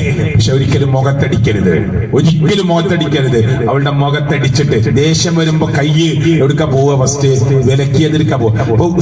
സ്കൂളിൽ 2 ഗേറ്റ് ഉണ്ട് വിചാരിച്ചോളൂ. 2 ഗേറ്റ് ഒന്നും തുറക്കലുണ്ട്. ഒരു ഗേറ്റ് ഇന്ന് പൂട്ടി, അല്ലെങ്കിൽ ഒരു ഗേറ്റ് ഇന്നലെ പൂട്ടി. എന്നിട്ട് പ്രിൻസിപ്പൾ പറഞ്ഞു, അച്ഛമ്മ പറഞ്ഞു, 2 ഗേറ്റ് ഉണ്ട്, 1-ാം ഗേറ്റ് 2-ാം ഗേറ്റ് 2 വരെ വലിപ്പ. ഇന്ന് ഗേറ്റ് നമ്പർ 2 ആരും ഉപയോഗിക്കാൻ പാടില്ല, അവിടെ പൂട്ടിയിരിക്കുക എന്ന് പറഞ്ഞാൽ 1-ലൂടെ പോയിട്ട് 2-ാമത്തെ ഗേറ്റിന്റെ അടുത്ത് പോയി നോക്കും. എന്താ അവിടെ പ്രശ്നം? അങ്ങനെയാണ് മനുഷ്യന്റെ സ്വഭാവം കേട്ടോ. അതാ മനുഷ്യന്റെ സ്വഭാവം. അരുത് എന്ന് പറഞ്ഞാൽ അവർക്ക് അതൊന്നും ചെയ്യാൻ, മുഖത്തടിക്കരുത് എന്ന് പറഞ്ഞത് ഇസ്ലാം. അപ്പൊ പിന്നെ മുഖത്തേക്കേ കൈ പോവുള്ളൂ. എത്ര ദേഷ്യം വന്നാലും മുഖത്തടിക്കരുത്. നിങ്ങൾ ഓലെ കൂടെ കിടക്കുക, ഓലെ മുഖത്തടിക്കുക, ചെവിക്കുറ്റി നോക്കി അടിക്കുക, എന്നിട്ട് ഓലെ കൂടെ രാത്രി കിടക്കുക. ഉടുപ്പുണ്ടോ? ആ വാക്കാ ഞങ്ങളോട് ചോദിക്കാനാ, നിങ്ങളോട് നല്ലട്ടോ, ചെയ്യുന്നോലാണ്. ഇയാളെന്തിനാ ഞങ്ങളെ ചീത്തറിയണെന്ന് വിചാരിക്കണ്ട. ഒരു തെറ്റ് ചെയ്യുന്ന ഒരാൾ നമ്മുടെ കൂട്ടത്തിൽ ഉണ്ടെങ്കിൽ അവരെ ചെവിക്കുറ്റി നോക്കി അടിച്ചിട്ട്, മുഖത്തടിച്ചിട്ട്, ഒരു ഉപ്പ് കൂടിയതിന്റെ പേരില് ഒരു കറി ഉണ്ടാക്കുമ്പോ ഒരു മുടി പറിച്ചിട്ടേക്ക് ഇടുന്നല്ല, അറിയാതെ വീണതാണ്, അതിന്റെ പേരിൽ കലാപാണ്. നിങ്ങൾ വാങ്ങിക്കൊടുത്ത ചട്ടിയെ നിങ്ങൾ ഉടക്കുകയാണ്, പിറ്റേ നിങ്ങൾ തന്നെ വേറെ വാങ്ങണം. നിങ്ങൾ തന്നെ വാങ്ങിക്കൊടുത്താൽ നിങ്ങൾ തന്നെ ഉടക്കുക, പിന്നെ നിങ്ങൾ വേറെ വാങ്ങണം. പക്ഷെ അതൊന്നും ചിന്തിക്കാതെ പെട്ടെന്ന് കോപിഷ്ഠനാവുക. അതാ ഒരു കാട്ടറബി നബിയോട് വന്നിട്ട് പറഞ്ഞു, എനിക്ക് വേറൊരാളോട് ചോദിക്കേണ്ട ആവശ്യമില്ലാത്ത വിധം നിങ്ങൾ പറയുന്ന ആ ഉത്തരം അല്ലെങ്കിൽ നിങ്ങൾ എന്നെ പഠിപ്പിക്കുന്നത് പിന്നെ എനിക്ക് സമാധാനമാവണം, എന്റെ മനസ്സിന് സമാധാനം കിട്ടണം, എനിക്ക് അങ്ങനെ സമാധാനത്തോടു കൂടി തിരിച്ചു പോകാൻ പറ്റണം. അങ്ങനത്തെ ഒരു കാര്യങ്ങൾ പറഞ്ഞേരി എന്ന് പറഞ്ഞിട്ട് ഒരു കാട്ടറബി നബിയുടെ മുമ്പിൽ വന്നു. സല്ലല്ലാഹു അലൈഹി വസല്ലം ഒന്നും പറഞ്ഞില്ല. എത്ര പറഞ്ഞു? ലാ തഗ്ലബ്, പോയിക്കോ, കോപിക്കരുത്, പോയിക്കോ. ഇയാൾ ഭയങ്കര ദേഷ്യമുള്ള ആളാ, നബിക്കറിയാം. അവിടെ നബി എന്തായാലും പറഞ്ഞു, ലാ തഗ്ലബ്, നീ ദേഷ്യം പിടിക്കരുത്, പോയിക്കോ. അപ്പൊ അയാൾ പറഞ്ഞു, അതല്ലാത്ത വേറെ എന്തെങ്കിലും ഒരു ഉപദേശം. അപ്പൊ നബി രണ്ടാമതും ലാ തഗ്ലബ്, നീ കോപിക്കരുത്, പോയിക്കോ. അയാൾ അല്ലെ തന്നെ വേഗം ചൂടാകുന്ന ആളാ, പക്ഷെ നബിനോട് ചൂടായിട്ടില്ല. മൂന്നാമത് അയാൾ ചോദിച്ചു, വേറെ എന്തെങ്കിലും നബി ഒന്ന് പറഞ്ഞേര്. നബി പറഞ്ഞു, ലാ തഗ്ലബ്, അയാൾക്ക് മനഃശാസ്ത്രപരമായി നബി 3 വട്ടം പറഞ്ഞു കൊടുത്ത ഉപദേശം, ദേഷ്യം പിടിക്കണ്ട, പിക്കോർന്ന്. പഞ്ചസാര തിന്ന ഖലീഫന്റെ അടുത്തേക്ക് ഒരു ഉമ്മ കുട്ടിനെ കൊണ്ടുവന്നു. എന്നിട്ട് പറഞ്ഞു, എന്റെ കുട്ടി ഭയങ്കര മധുരാണ്, ഇഷ്ടാണ്, ഭയങ്കര ഇഷ്ടമാണ്, പഞ്ചസാര മധുരമൊക്കെ ഭയങ്കര തിന്നുക, മധുരം കേട്ടോ. അപ്പോ ഖലീഫ എന്ത് പറഞ്ഞോ, ആയിക്കോട്ടെ ഞാൻ ഉപദേശിച്ചോളാം, നിങ്ങൾ പറഞ്ഞോ കേൾക്കുന്നാണ് ഖലീഫനോട് പറയണത്. ഖലീഫ പറഞ്ഞു, ശരി എന്നാ അടുത്ത ആഴ്ച പറഞ്ഞു. അപ്പൊ ഉമ്മ പറഞ്ഞു, ഒരു മധുരം കൂട്ടരുത് വരാൻ, ഇപ്പൊ തന്നെ അടുത്ത ആഴ്ച വരാൻ തന്നെ പറഞ്ഞൂടെ. ഖലീഫ പറഞ്ഞു, പോയിക്കോ, അടുത്ത ആഴ്ച പറഞ്ഞു. എന്നിട്ട് പിറ്റത്തെ ആഴ്ച വന്നു. ഭയങ്കര ദൂരത്തു നിന്നൊക്കെ നടന്ന് വന്ന് ഖലീഫന്റെ മുമ്പിലെത്തി. ഖലീഫ പറഞ്ഞു കുട്ടിനോട്, മധുരം കുറക്കണം കേട്ടോ, പോയിക്കോ. അപ്പൊ അത് കഴിഞ്ഞ ആഴ്ച ഞങ്ങൾക്ക് പറഞ്ഞാൽ പോലെയിരുന്നോ? എന്താ പറഞ്ഞ, ഞാൻ മധുരം നന്നായി കഴിക്കുന്ന ആളാ, നിങ്ങൾക്ക് അതുകൊണ്ട് കുട്ടിനോട് അത് പറയാൻ കഴിയില്ല. അതുകൊണ്ട് ഈ കുട്ടിയോടത് പറയാൻ ഒരാഴ്ച പ്രാക്ടീസ് ചെയ്തു. ഞാൻ മനസ്സിലായില്ലേ? ഒരാഴ്ച ഞാൻ പ്രാക്ടീസ് ചെയ്യായിരുന്നു. എന്ത്? മധുരം കുറച്ചിട്ട്. സുഹൃത്തുക്കളെ, നമ്മൾ ആലോചിക്കുക, നമ്മൾ ചിന്തിക്കുക. നിങ്ങളെ കണ്ടാണ് നിങ്ങളെ മക്കൾ വളരുക. നിങ്ങളെ കണ്ടിട്ടാണ് ആ വീട്ടിൽ നടക്കുന്ന പ്രശ്നങ്ങൾ കേട്ടിട്ടാ ചെറിയ 3 വയസ്സ് 2 വയസ്സൊക്കെ ഉള്ള കുട്ടി അക്ഷരങ്ങൾ പറഞ്ഞു തുടങ്ങി, വാക്കുകൾ പറഞ്ഞു തുടങ്ങുമ്പോഴേക്ക് തോന്നിവാസത്തിന്റെ വാക്കുകൾ പറയുന്നത് വീട്ടിൽ നിന്ന് കിട്ടുന്ന വർത്തമാനങ്ങൾ കേട്ടിട്ടാണ്. അതുകൊണ്ട് ഒരിക്കലും നിങ്ങളെ ഭാര്യയോട് നിങ്ങൾ കോപിഷ്ഠരാകരുത്. തിരിച്ച് തട്ടുത്തരം പറയുന്ന ഒരാളായി നിങ്ങൾ മാറരുത്. സ്ത്രീകൾ പറയും, അല്ലാഹുവിന്റെ റസൂൽ തന്നെ പറഞ്ഞിട്ടുണ്ട്, സ്ത്രീകളെ സൃഷ്ടിച്ചത് വളഞ്ഞ വാരിയല്ലോണ്ടാണ്, പെട്ടെന്ന് നിവർത്തരുത്, നിവർത്തിയാ പൊട്ടിപ്പോകും. അതുകൊണ്ട് ഞങ്ങൾ ഇങ്ങനെയാണ്, വളഞ്ഞിട്ടേ പറയുള്ളൂ എന്ന് ചാൻസ് ആക്കി എടുക്കല്ല വേണ്ടത്.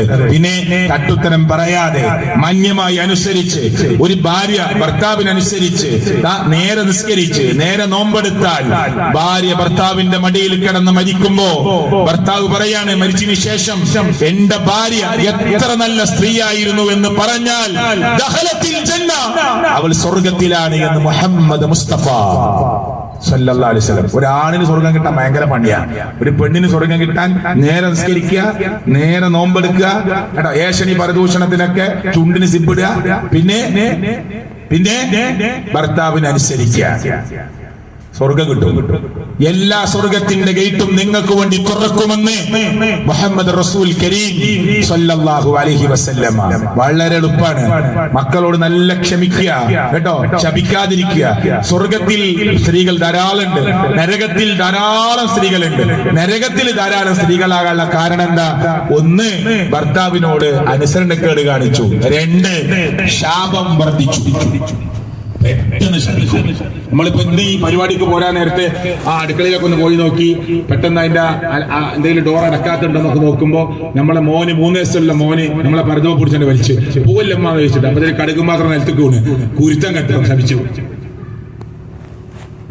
പെട്ടെന്നുണ്ട് ശപിക്കാൻ. അതുകൊണ്ടാണ് പറഞ്ഞ പെണ്ണ് നരകത്തിലാവാനുള്ള കാരണം പെട്ടെന്ന് ശപിക്കും. പെട്ടെന്ന് ശരിയാവും, പെട്ടെന്ന് ശപിക്കും. അതുകൊണ്ട് തന്റെ നാവിനെ, തന്റെ ലൈംഗിക അവയവങ്ങളെ, തന്റെ 2 താടിയെല്ലുകൾക്കിടയിലുള്ളതിനെ, 2 തുടയെല്ലുകൾക്കിടയിലുള്ളതിനെ സൂക്ഷിക്കുമെന്ന് ഉറപ്പ് തന്നാൽ ഞാൻ നിങ്ങൾക്ക് സ്വർഗത്തിന് ജാമ്യം നിൽക്കാമെന്ന് ഹബീബുന മുഹമ്മദ് റസൂൽ സല്ലല്ലാഹു അലൈഹി വസല്ലം. അതുകൊണ്ട് റമദാനാണ് വരുന്നത്. പരിശുദ്ധ ഖുർആനിന്റെ ജീവിക്കുന്ന പതിപ്പുകളായി നമ്മൾ മാറാൻ, ഖുർആനിന്റെ അർത്ഥതലത്തിലേക്ക് മാറാൻ നമ്മളൊന്ന് ശ്രമിക്കുക. ഖുർആൻ ശരിക്കും പഠിക്കുക.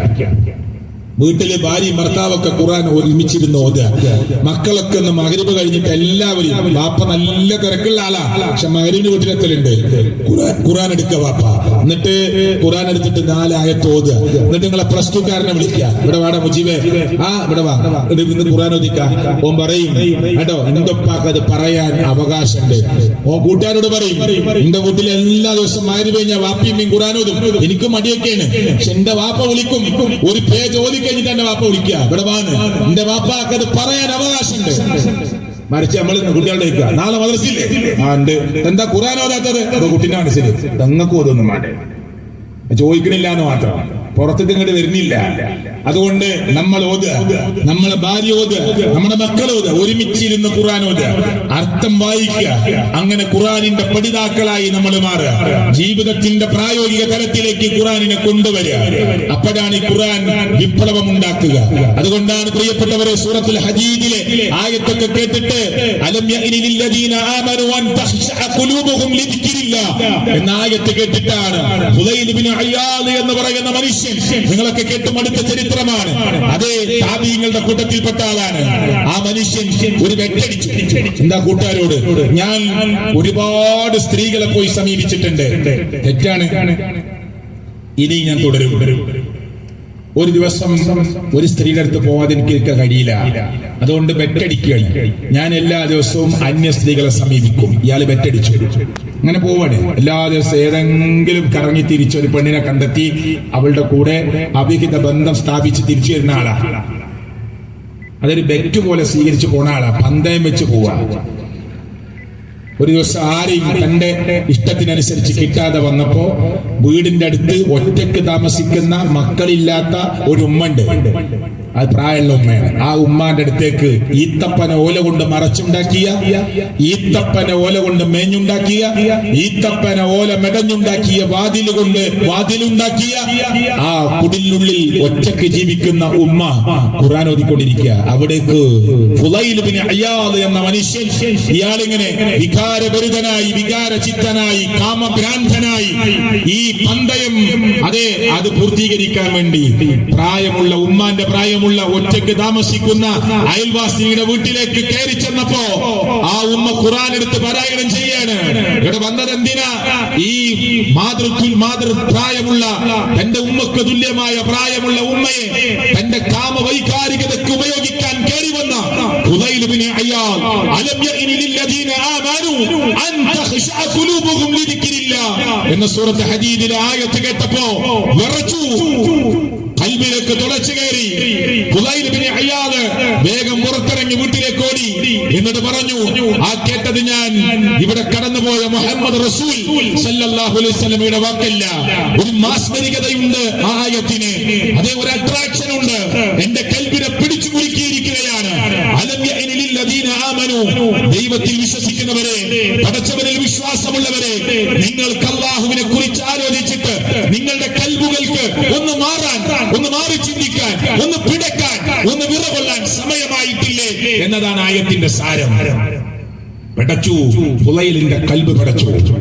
അഷ്ഹദു അല്ലാ ഇലാഹ ഇല്ലല്ലാഹ് വഅഷ്ഹദു അന്ന മുഹമ്മദൻ റസൂലുള്ളാഹ്. നെറ്റിൽ നടിച്ചു നോക്കി, ഗൂഗിളിൽ കയറിയിട്ട് ഹുദൈൽ ഇബ്നു അയ്യാദ് ചരിത്രം കൊണ്ട് വരും.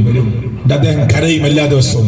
ഇനി എനിക്ക് എത്ര കാലം അല്ലാഹ് തരുമെന്നറിയില്ല, എനിക്ക് നേരെ നിസ്കരിക്കണം, എനിക്ക് സുന്നത്തുകൾ വർദ്ധിപ്പിക്കണം, ഞാൻ ചെയ്തു പോയ തെറ്റുകൾക്കൊക്കെ റബ്ബിലേക്ക് പശ്ചാത്തപിച്ചു മടങ്ങി പടച്ചോനെ പുറത്തു കൊണ്ട അല്ലാഹ്, മാപ്പ് കൊണ്ട അല്ലാഹ്. ദിവസവും കരഞ്ഞ് കരഞ്ഞ് കലങ്ങിയ കണ്ണുമായി സുജൂദിൽ വീണ് പോകുന്ന ഹുദൈൽ ഇബ്നു അയ്യാദിന്റെ ചരിത്രം, ശിഷ്ടകാലം പടച്ചവനു വേണ്ടി നീക്കിവെച്ച് പൊട്ടിക്കരഞ്ഞ് ജീവിച്ച ഹുദൈൽ ഇബ്നു അയ്യാദിന്റെ ചരിത്രം നോക്കു സുഹൃത്തുക്കളെ.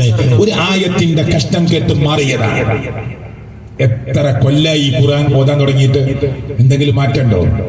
അതാണ് നേരത്തെ പറഞ്ഞത്. സീരിയൽ കാണുന്ന ഫാത്തിമ, സീരിയൽ കാണുന്ന മൈമൂന, ആയിഷ, ഈ കൂട്ടത്തിൽ ഏതെങ്കിലും സീരിയൽ കാണുന്ന ആയിഷ മൈമൂന ഉണ്ടെങ്കിൽ അതിനെ കുറിച്ച് മാറ്റണ്ട. എന്നെ പറഞ്ഞു കൊടുത്താണ് ആരോ എന്നാണ് പ്രശ്നം ഉണ്ടാക്കാൻ നിൽക്കണ്ട. ഞാൻ കുറച്ച് പേരാണ് പറയാണ്. അങ്ങനെയായിരിക്കും, അങ്ങനെ കണ്ടാലുണ്ട് ചില സദസ്സിന്ന്. കാരണം ഓല അയൽവാസി, അപ്പൊ നമ്മളോട് നല്ല ബന്ധമുള്ള ഒരാളൊക്കെ ആയിരിക്കും. ഈ പറഞ്ഞു കൊടുത്താണ് എന്റെ പേര്, ഞാൻ വെറുതെ ഒരു പേര് പറഞ്ഞതാണ്. മനസ്സിലായില്ലേ? മൈമൂന, ആയിഷ, ഖദീജ, ഫാത്തിമ. ആരെങ്കിലും സീരിയൽ കാണുന്ന മൈമൂനയാണ്, ആയിഷയാണ്, ഖദീജയാണ്, ഫാത്തിമയാണ്, കേട്ടോ, റുഖയ്യാണ്, സുലേഖയാണ്. എന്നാ ഈ റമദാൻ കഴിഞ്ഞിട്ട് വീണ്ടും സീരിയൽ കാണുക. സീരിയൽ നടി കെമിക്കൽ തേച്ച് കരയാ, ലക്ഷങ്ങള് ഒപ്പിട്ടിട്ട് കരാർ എഴുതിയിട്ട് നന്നായിട്ട് കരഞ്ഞ് നന്നായിട്ട് അഭിനയിച്ചാലേ പൈസ ഇട്ടുള്ളൂ. അതിന് കരഞ്ഞതാ. നിങ്ങളോ? ഓള് കരഞ്ഞത് പൈസ ഇട്ടാനാ, നിങ്ങൾ കരഞ്ഞതോ സ്വർഗം നഷ്ടപ്പെടാനാ, നരകുറപ്പിക്കാനാ. ആ വ്യത്യാസം. ഓള് പൈസ ഇട്ടാൻ കരാറ് പൂർത്തിയാക്കാൻ വേണ്ടി കെമിക്കൽ തേച്ച് കരഞ്ഞതാ. നിങ്ങൾ കരഞ്ഞത് നരകുറപ്പിക്കാനാ. 65 വയസ്സ് തട്ടത്തിന്റെ മേലെ തട്ടൊക്കെ ഇട്ടിട്ട വലിയ സീരിയൽ കാണാന്. എന്നിട്ട് പറയാണ്, ഓള് ക്രൂരത്തിയാണ്, മരിയോളോട് കാട്ടുന്നുണ്ടില്ലേ, അമ്മായിമാനോട് കാട്ടുന്നുണ്ടില്ലേ എന്ന് പറഞ്ഞിട്ട് 65 വയസ്സ് ഖുർആൻ എടുത്ത് ഓതി ഇരിക്കേണ്ട സമയം സീരിയലും കണ്ടിരുന്ന് കരയാണ്. ഇത് ഈ കൊല്ലം ഉണ്ടായിട്ടില്ലേ? ഉണ്ട്. അപ്പൊ പിന്നെ കഴിഞ്ഞ റമദാൻ ഉണ്ടായിട്ടില്ലേ? കഴിഞ്ഞ കൊല്ലം ഉണ്ട്. പിന്നെന്ത് മാറ്റാനുള്ളത്? ആളുകൾക്ക് ഇഷ്ടം ആരോടാ? റോൾ മോഡലായി നമ്മൾ സ്വീകരിക്കേണ്ട നമ്മുടെ നബി. യുവാക്കൾക്കൊക്കെ നബിയാണോ റോൾ മോഡൽ? ആണോ? പാന്റ് ചിലപ്പോ വീതി കൂടും. അതിന്റെ സിനിമ നടൻ അങ്ങനെയാണ്. മുടി ചിലപ്പോ നീട്ടി വളർത്തും. എന്താ കാരണം? ഇപ്പത്തെ സിനിമയിൽ അങ്ങനെയാണ്. ഷർട്ട് വലിപ്പം കുറഞ്ഞു, പാന്റിന്റെ മേലെ നിൽക്കുള്ളൂ. എന്താ കാരണം? ഓളുടെ റോൾ മോഡൽ സിനിമ നടനാണ്. മനസ്സിലായില്ലേ? നല്ല വീതിയുള്ള പാന്റ് ഇടുക. പെൺകുട്ടികൾ നെരിയാനിക്ക് മേലെ പാന്റ്. എന്താ കാരണം? ആ സിനിമ നടി പറഞ്ഞതാ. അല്ല പറഞ്ഞൊരു വിലയില്ല. മുസ്ലിം വീടുകളിൽ ഇന്ന് വരെ സിനിമാ നടിയുടെയും സിനിമാ നടന്റെയും മുടിയും വേഷവും പാന്റും ഡ്രസ്സും സ്വീകരിച്ചിട്ട് എത്ര റമദാൻ കഴിഞ്ഞു പോയി? എന്തെങ്കിലും മാറ്റണ്ടായിട്ടുണ്ടോ? അവന്റെ റോൾ മോഡൽ നടനാണ്, നടിയാണ്, കൃത്രിമമായി കരയുന്ന നടിയാണ്. അല്ലേ? തന്റെ ശരീരത്തെ പലതും ഉപയോഗിച്ച് നിലനിർത്തി കാശുണ്ടാക്കാൻ ശ്രമിക്കുന്ന നടന്മാരും നടിമാരുമാണ് ഇവളുടെയും ഇവന്റെയും ഒക്കെ റോൾ മോഡൽ. നെരിയാണിക്ക് മേലെ നിന്റെ വസ്ത്രം കയറ്റി ഉടുക്കണമെന്ന് 1400 കൊല്ലം മുമ്പ് ഗൗരവത്തോടു കൂടി പറഞ്ഞിട്ട് നെരിയാണിക്ക് താഴെ വസ്ത്രം ഇറങ്ങിയപ്പോ അതെ തുണി കയറ്റി ഉടുക്കണോ എന്ന് പറഞ്ഞ മുത്തുനബിയുടെ ആ സംസാരം കേൾക്കാൻ മുസ്ലിം ഉമ്മത്തിന്റെ യുവാക്കൾക്കും അതെ മുസ്ലിം ഉമ്മത്തിലെ ആളുകൾക്കും സമയം കിട്ടിയിട്ടില്ല. നടൻ പറഞ്ഞിട്ടില്ല. ഒരു സിനിമയിൽ അഭിനയിച്ചപ്പോ അവന്റെ പാന്റ് ഇറക്കം കൂടി, അവന്റെ പാന്റ് വലിപ്പം കുറച്ചു, അവന്റെ മുടി നീട്ടി വളർത്തി, മുടി ഒരു ചെവിയുടെ ഭാഗത്ത് ക്രോപ്പ് ചെയ്തു. അപ്പൊ എന്ത് ദീനാ മുസ്ലിങ്ങൾക്ക് കിട്ടിയത്? എന്ത് മാറ്റാണ്ടായത്? കാസിയാത്തുൻ നാരിയാത്തുൻ മുമീലാത്തുൻ മായിലാത്തുൻ. അല്ലാഹു നമ്മെ കാത്തുരക്ഷിക്കുമാറാകട്ടെ. എന്താ റസൂലുള്ളാഹി പറഞ്ഞത് സല്ലല്ലാഹു അലൈഹി വസല്ലം? കാസിയാത്തുൻ നാരിയാത്തുൻ മുമീലാത്തുൻ മായിലാത്തുൻ റൂസുഹുന്ന കഅസ്നിമത്തിൽ ബുഖത്തിൽ മായില ല യദ്ഖുലൽ ജന്ന വല യജ്ദിന റീഹഹാ. ഞാൻ റമദാനാണ്, പറ്റുമെങ്കിൽ നാളെ തന്നെ പോയി ഡ്രസ്സൊക്കെ എടുത്തോളി പെരുന്നാൾക്ക്. കേട്ടോ? പറ്റുന്നവര് നാളെ തന്നെ പോയിട്ട് ഡ്രസ്സ് എടുത്തോളി. നാളെയും മറ്റന്നാളെയൊക്കെ അവസാനത്തെ 10 ഇരിക്കേണ്ട സമയ മുസ്ലിങ്ങളുടെ വരണത്. അപ്പൊ ഷട്ടർ താക്കുക ടെക്സ്റ്റൈൽസിന്റെ ആളുകള്, കാരണം പുറത്ത് നിൽക്കുക. പെണ്ണുങ്ങളൊക്കെ റമദാനിന്റെ അവസാനത്തെ 10 പൈസ ലൈറ്റാണ്. അവസാനത്തെ 10 നിർന്ന പൈസ എങ്ങനെയെങ്കിലും ഒപ്പിക്കും. ആ ഒപ്പിക്കൽ ഇപ്പൊ ഒപ്പിക്കണം. എന്നിട്ട് വാങ്ങണം. അവസാനത്തെ 10 ഇബാദത്ത് വർദ്ധിപ്പിച്ച് പള്ളിയിലിരിക്കേണ്ട സമയ. ഇവിടുത്തെ സമസ്തയിൽപ്പെട്ടവരോട് സ്നേഹത്തോടെ പറയാ, അന്ന് സ്വലാത്തുമായിട്ട് മലപ്പുറത്ത് കൊണ്ട സമയമില്ല. മനസ്സിലായില്ലേ? പള്ളിയിൽ ഇരിക്കേണ്ട സമയ. പള്ളിയിൽ ഇരിക്കാൻ പറഞ്ഞ സമയമാണ് റമദാനിന്റെ അവസാനത്തെ 10. അത് നമ്മൾ പാടത്തേക്കോ മൈതാനത്തേക്കോ ഗ്രൗണ്ടിലേക്കോ പോകേണ്ട സമയമല്ല. പെരുന്നാക്ക് മൈതാനത്തേക്ക് പോകാൻ പറഞ്ഞ സമയ. എല്ലാവരും പള്ളിയിൽ പോകാൻ പറ്റാത്ത പെണ്ണുങ്ങൾ വരെ, പിരീഡിന്റെ സമയത്തിലുള്ള സ്ത്രീകൾ വരെ എല്ലാരും മൈതാനത്തേക്ക് വരി പെരുന്നാളിന്റെ ഖുത്ബകൾക്ക്. എന്നിട്ട് അവര് നിസ്കരിക്കാൻ സമയത്ത് മാറി നിന്നാ മതി എന്ന് അല്ലാഹുവിന്റെ റസൂൽ പറഞ്ഞതാണ്. പെരുന്നാളിന്റെ ദിവസം നിങ്ങൾ മൈതാനത്ത് ഗ്രൗണ്ടിലേക്ക് ഇറങ്ങി. അപ്പൊ നമ്മൾ വാശി പിടിച്ച് പള്ളിയിലിരിക്കുക. പിന്നെ അവസാനത്തെ 10 പള്ളിയിലിരിക്കുക. അപ്പൊ നമ്മൾ വാശി പിടിച്ച് ഗ്രൗണ്ടിൽ കൊണ്ടുപോവുക. ഇതൊന്നും ഉണ്ടാവരുത്. അല്ലാഹുവിന്റെ റസൂൽ എന്ത് പറഞ്ഞോ അതനുസരിക്കുക നമ്മൾ വേണ്ടത്. ഡ്രസ്സൊക്കെ പോയിട്ട് വാങ്ങുക. എങ്ങനെങ്കിലും ഒരു പുതിയ ഡ്രസ്സ് സുന്നത്ത് തന്നെയാണ്. ശരി, ക്യാഷ് കുറവുള്ളവരോ ഒപ്പിച്ച് എങ്ങനെങ്കിലും വാങ്ങുക. നിങ്ങൾക്ക് പറഞ്ഞാൽ മതി, പൈസ വേണ്ടേ? അപ്പൊ അവസാനത്തെ 10 എങ്ങനെ പൈസ ഇട്ടുക? എങ്ങനെയെങ്കിലും ഒപ്പിച്ചു. ആ ഒപ്പിക്കൽ ഇപ്പൊ ഒപ്പിക്കുക. എന്നിട്ട് നേരത്തെ ഡ്രസ്സ് വാങ്ങുക. റമദാനിൽ നമ്മൾ അങ്ങാടിയിൽ തെണ്ടേണ്ടവരല്ല.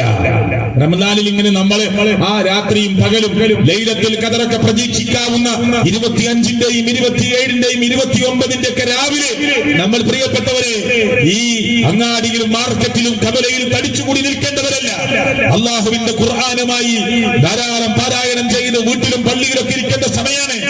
ആ സമയം നമുക്ക് നഷ്ടപ്പെട്ടു പോകരുത്. ഒരൊറ്റ നോമ്പല്ല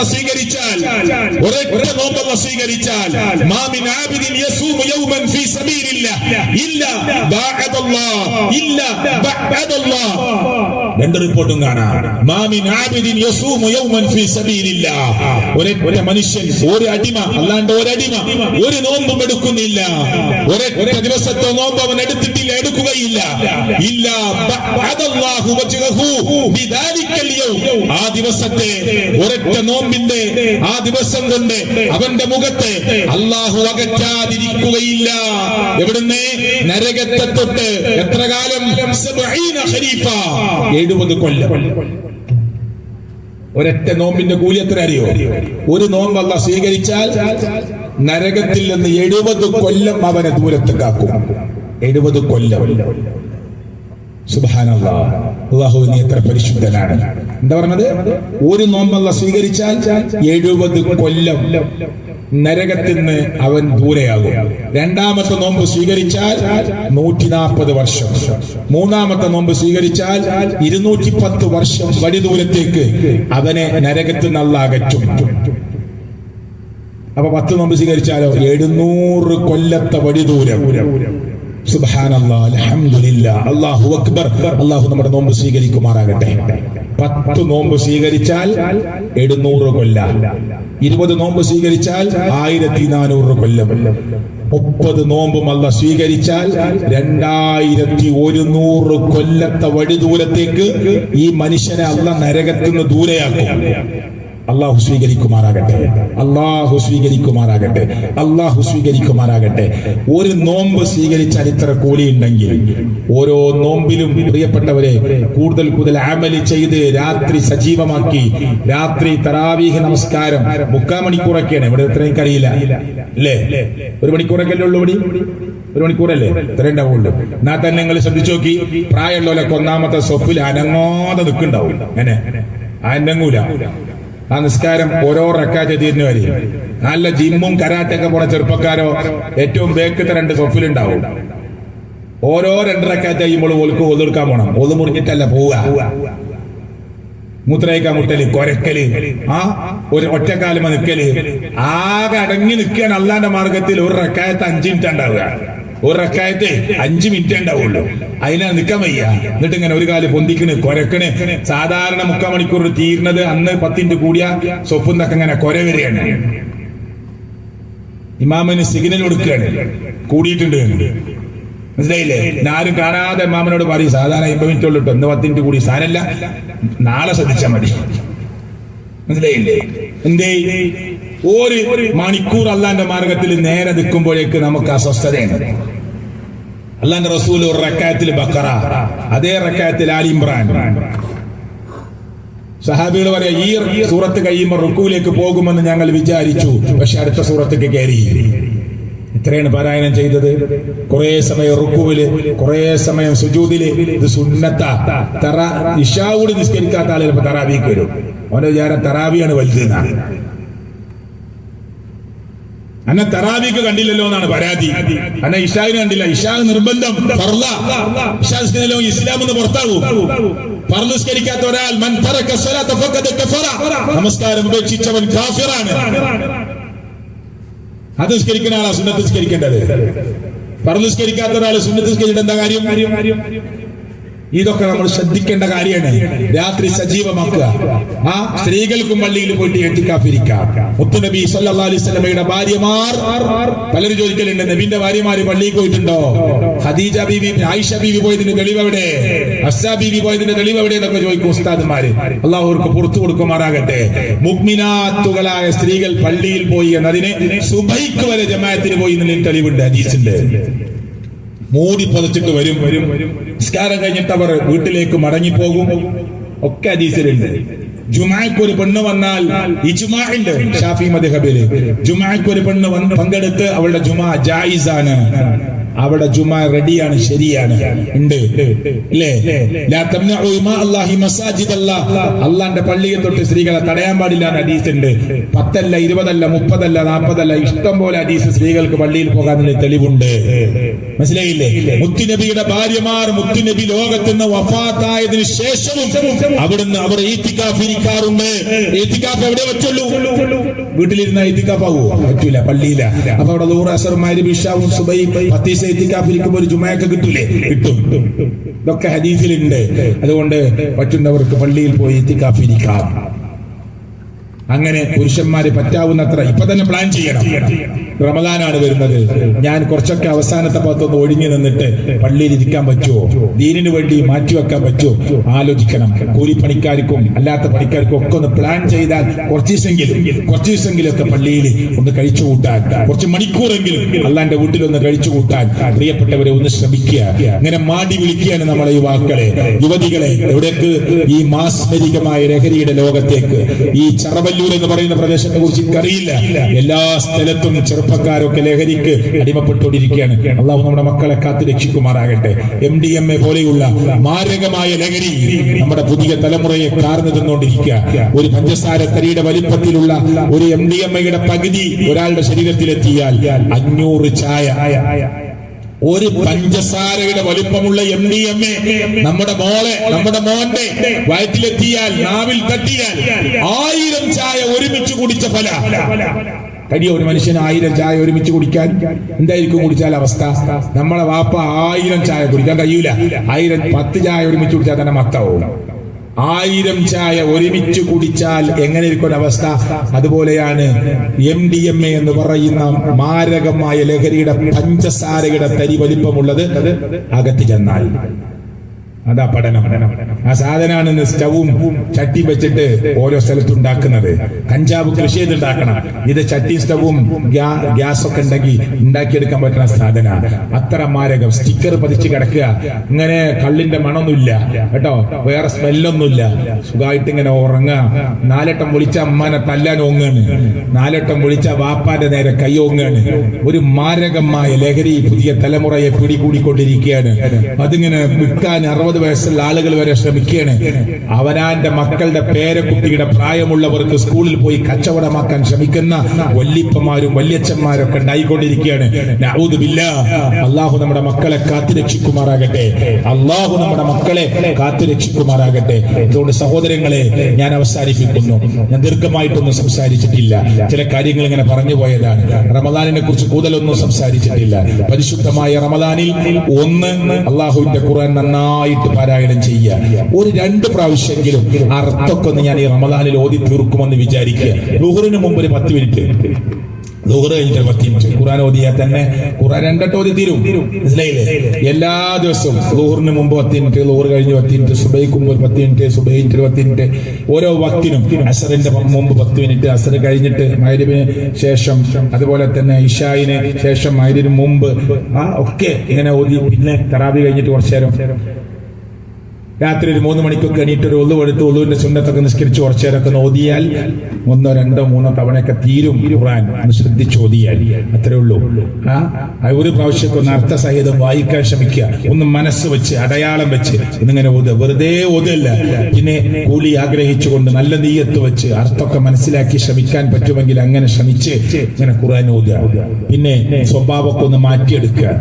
നമ്മളൊരു പുതിയ ആളായി മാറാൻ നീയത്ത് വെച്ചിറങ്ങുക. പുക വലിക്കുന്ന ആളുകളൊക്കെ കുറഞ്ഞ് ഇല്ലേ? കുറഞ്ഞിട്ടില്ലേ?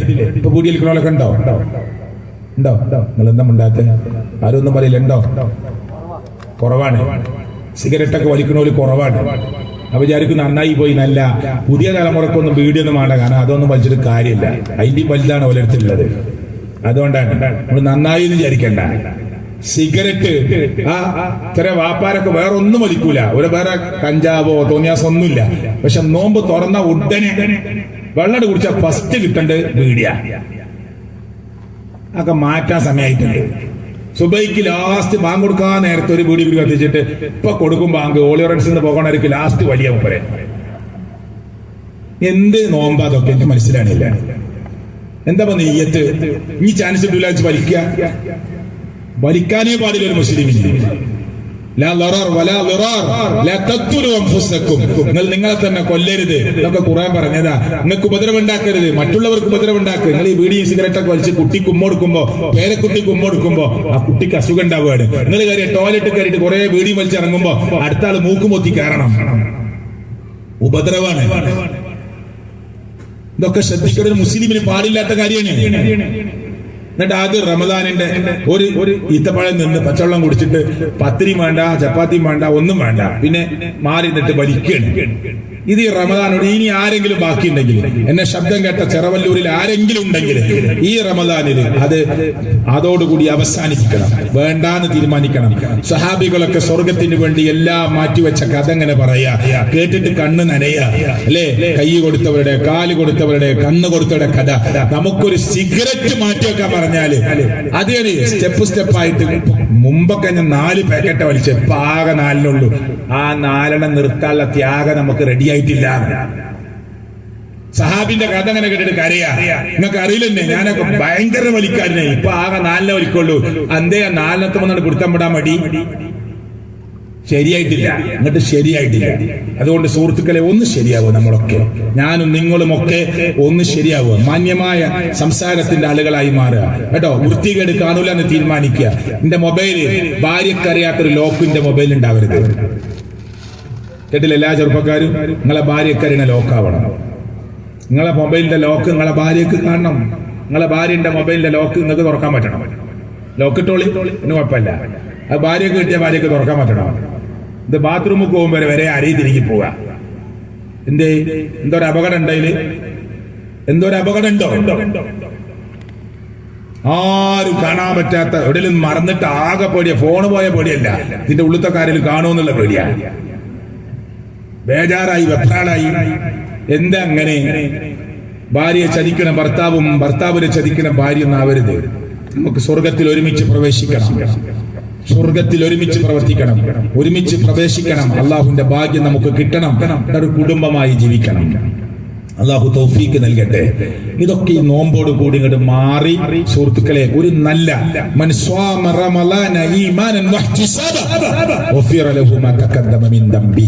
അത്ര വലിയ ഓഫറാണ് അള്ളാഹുവിന്റെ റസൂൽ തന്നിട്ടുള്ളത് സല്ലല്ലാഹു അലൈഹി വസല്ലം. അള്ളാഹുവിന്റെ വഹീ പ്രകാരം, അള്ളാഹുവിന്റെ റസൂൽ പ്രഖ്യാപിക്കല്ല. ഒരാൾ ഈമാനോടുകൂടി, പ്രതിഫലേച്ഛയോടുകൂടി, വിശ്വാസത്തോടുകൂടി നോമ്പെടുത്താൽ അവന്റെ മുൻകഴിഞ്ഞ പാപങ്ങളെല്ലാം പൊറുക്കുക. ഇത്രയും വലിയ ഓഫർ. എന്താ സുഹൃത്തുക്കളെ നമുക്കത് മനസ്സിലാവാത്തത്? ഒരു റമദാനിൽ നോമ്പൊക്കെ സ്വീകരിച്ചാൽ കഴിഞ്ഞ റമദാൻ മുതൽ ഈ റമദാൻ വരെ എല്ലാ പാപങ്ങളും പുറത്തു. നല്ലൊരു ശുദ്ധ ഒരു മനുഷ്യനായി നമുക്ക് നിൽക്കാൻ പറ്റും. അള്ളാഹു തൗഫീക്ക് നൽകട്ടെ. അള്ളാഹു കാരുണ്യം ചെയ്ത് നമ്മെ അനുഗ്രഹിക്കുമാറാകട്ടെ. ജീവിതത്തിൽ സംഭവിച്ചു പോയ എല്ലാ തെറ്റുകുറ്റങ്ങളും അള്ളാഹു പുറത്ത് എനിക്കും നിങ്ങൾക്കുമൊക്കെ മാപ്പ് നൽകി അനുഗ്രഹിക്കുമാറാകട്ടെ. അള്ളാഹുവേ, നിന്റെ ഭയാനകമായ നരകം, കത്തിച്ചൊലിക്കുന്ന നരകം, ആ നരകത്തിൽ നിന്ന് ഞങ്ങളെ നീ കാത്തു രക്ഷിക്കണേ അല്ലാഹ്. അല്ലാഹുമ്മ ഇന്നി അസ്അലുക്കൽ ജന്ന വഅഊദു ബിക മിനൻ നാർ. അല്ലാഹുമ്മ ഇന്നി അസ്അലുക്കൽ ജന്ന വഅഊദു ബിക മിനൻ നാർ. അല്ലാഹുമ്മ ഇന്നി അസ്അലുക്കൽ ജന്ന വഅഊദു ബിക മിനൻ നാർ. 3 വട്ടം രാവിലെ വൈകുന്നേരം പ്രാർത്ഥിക്കുക, ദിക്റുകൾ വർദ്ധിപ്പിക്കുക കേട്ടോ. റബ്ബനാ തഖബ്ബൽ മിന്നാ ഇന്നക അൻതസ് സമീഉൽ അലീം. പടച്ചോനെ, നോമ്പ് ഞങ്ങളുടെ മുന്നിലെത്തി, അതിലേക്ക് പ്രവേശിക്കാനുള്ള ഭാഗ്യം കിട്ടുന്ന, നല്ല ആഫിയത്ത് കിട്ടുന്ന ആളുകളുടെ കൂട്ടത്തിൽ ഞങ്ങളെ നീ ഉൾപ്പെടുത്തി അനുഗ്രഹിക്കണേ അല്ലാഹ്.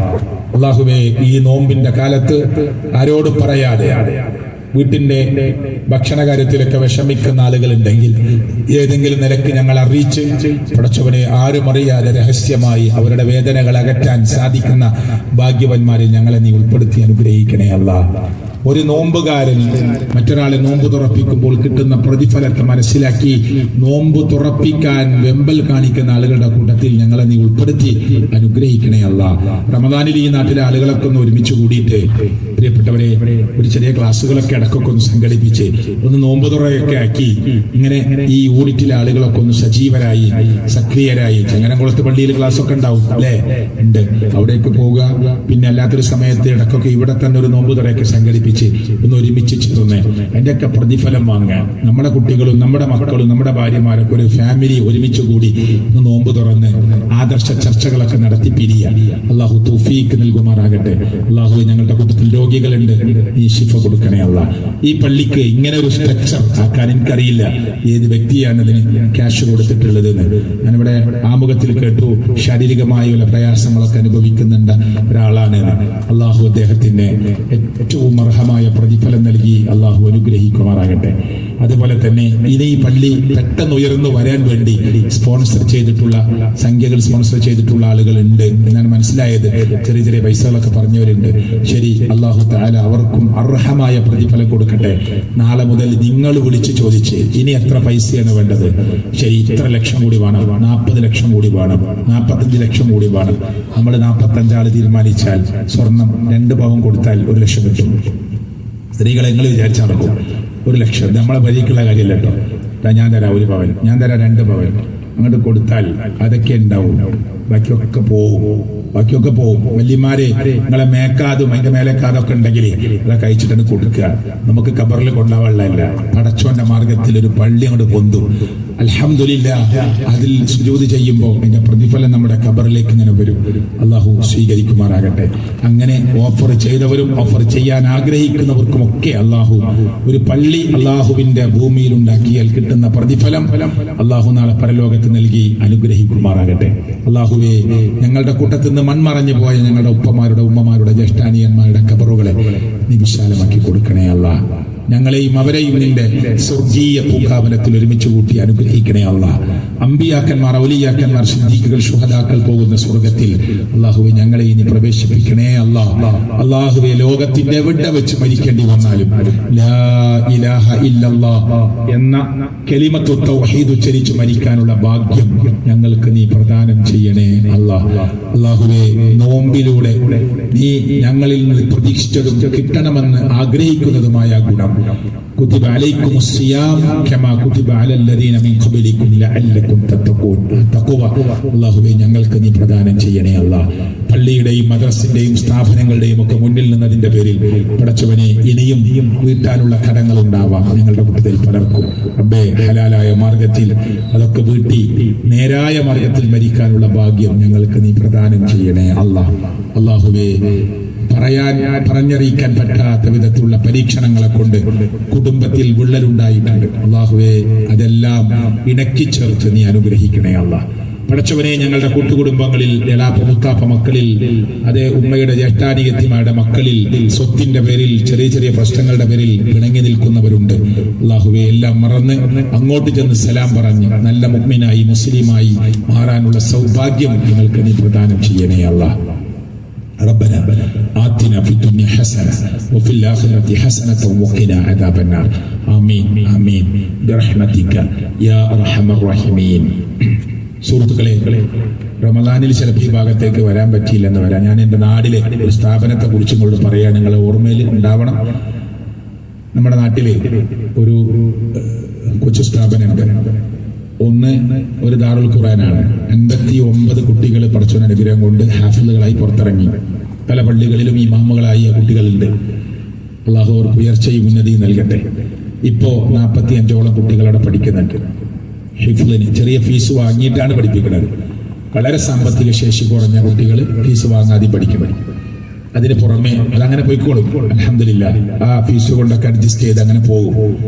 പിന്നെ ഓട്ടിസം ബാധിച്ച കുറച്ച് കുട്ടികളുണ്ട്, മെന്റലി റിട്ടാർഡായ കുറച്ച് കുട്ടികളുണ്ട്, ഹാൻഡിക്യാപ്ഡായ കുറച്ച് കുട്ടികളുണ്ട്, കണ്ണാനാത്ത 2 കുട്ടികളുണ്ട്. അഡ്മിഷൻ രജിസ്റ്ററിൽ 106 കുട്ടികളുണ്ട്. നിങ്ങൾ കാണാൻ വരുമ്പോൾ 50, 60, 70 കുട്ടികളെ ഉണ്ടാവുള്ളൂ. പിന്നെ സൗകര്യമില്ല എല്ലാവരും കൊണ്ടുവരാൻ. അപ്പോ എന്താ MR മെന്റലി റിട്ടാർഡായ കുറച്ച് കുട്ടികൾ, ഓട്ടിസം ബാധിച്ച കുട്ടികൾ, ഇവർക്കൊക്കെ ഇപ്പൊ എന്താ ചെയ്യുക? ഇവരെ കൊണ്ടുവരും രാവിലെ. അവർക്കായിട്ട് വാഹനങ്ങൾ ഓടുകയാണ്. 5 പഞ്ചായത്തിലെ കുട്ടികളാണ്. ചുങ്കത്തറ, എടക്കര, മൂത്തേടം, പോർത്തുകല്ല്, വഴിക്കടവ് 5 പഞ്ചായത്തിലെ കുട്ടികളാണ്. ഈ 5 പഞ്ചായത്തിലെ ഈ അർത്ഥത്തിലുള്ള 380 കുട്ടികളുണ്ട്. ഇന്ന് കുറച്ച് കുട്ടികളെ നമ്മൾ ഏറ്റെടുത്ത് പഠിപ്പിക്കുകയാണ്, ട്രീറ്റ്മെന്റ് ചെയ്യുക. ഫിസിയോതെറാപ്പി കൊടുക്കുന്നുണ്ട്, സ്പീച്ച് തെറാപ്പി കൊടുക്കുന്നുണ്ട്. പറ്റാവുന്ന അത്ര സൗകര്യത്തിൽ അൽഹംദുലില്ലാ ഇത്രയും കാലം വാടക കെട്ടിടത്തിലായിരുന്നു. അവരെ പെർമനന്റ് ആയ ഒരു സ്വന്തം കെട്ടിടത്തിലേക്ക് മാറ്റാൻ വേണ്ടിയുള്ള ഒരുക്കത്തിലാണ്. അതിന് ആ ബിൽഡിങ് ഒരു 70% പൂർത്തിയായി നിൽക്കുകയാണ്. നിങ്ങൾക്ക് ആർക്കും വരാൻ കുറേ ദൂരമൊന്നുമില്ല, ഇടക്കര ഒന്ന് കാണാനാണ്. തിങ്കൾ മുതൽ വെള്ളി വരെ നിങ്ങൾ വരുമ്പോൾ കുട്ടികളവിടെ ഉണ്ടാവും. പ്രിയപ്പെട്ടവരെ, ആ ബിൽഡിങ് ഒരു 70% പൂർത്തിയായിട്ടുണ്ട്. അടിയത്തെ ഫ്ലോർ തേച്ച് ആ കുട്ടികളെ കടത്തിയിട്ട് ഇനി ഫ്ലോർ ടൈൽസ് ഇടാനുണ്ട്. ലിഫ്റ്റ് വേണം, അതിന് സ്പേസ് ഇട്ടിട്ടുണ്ട്. മേലത്തെ ഫ്ലോർ തേക്കണം, അതിൽ വയറിങ്ങും പ്ലംബിങ്ങും ഒക്കെ നടത്തണം. അതിനൊക്കെ ഇനി വലിയ പൈസ, കാണാത്ത പൈസയാണ്. സ്ട്രെച്ചറാവാൻ എളുപ്പമാണ്.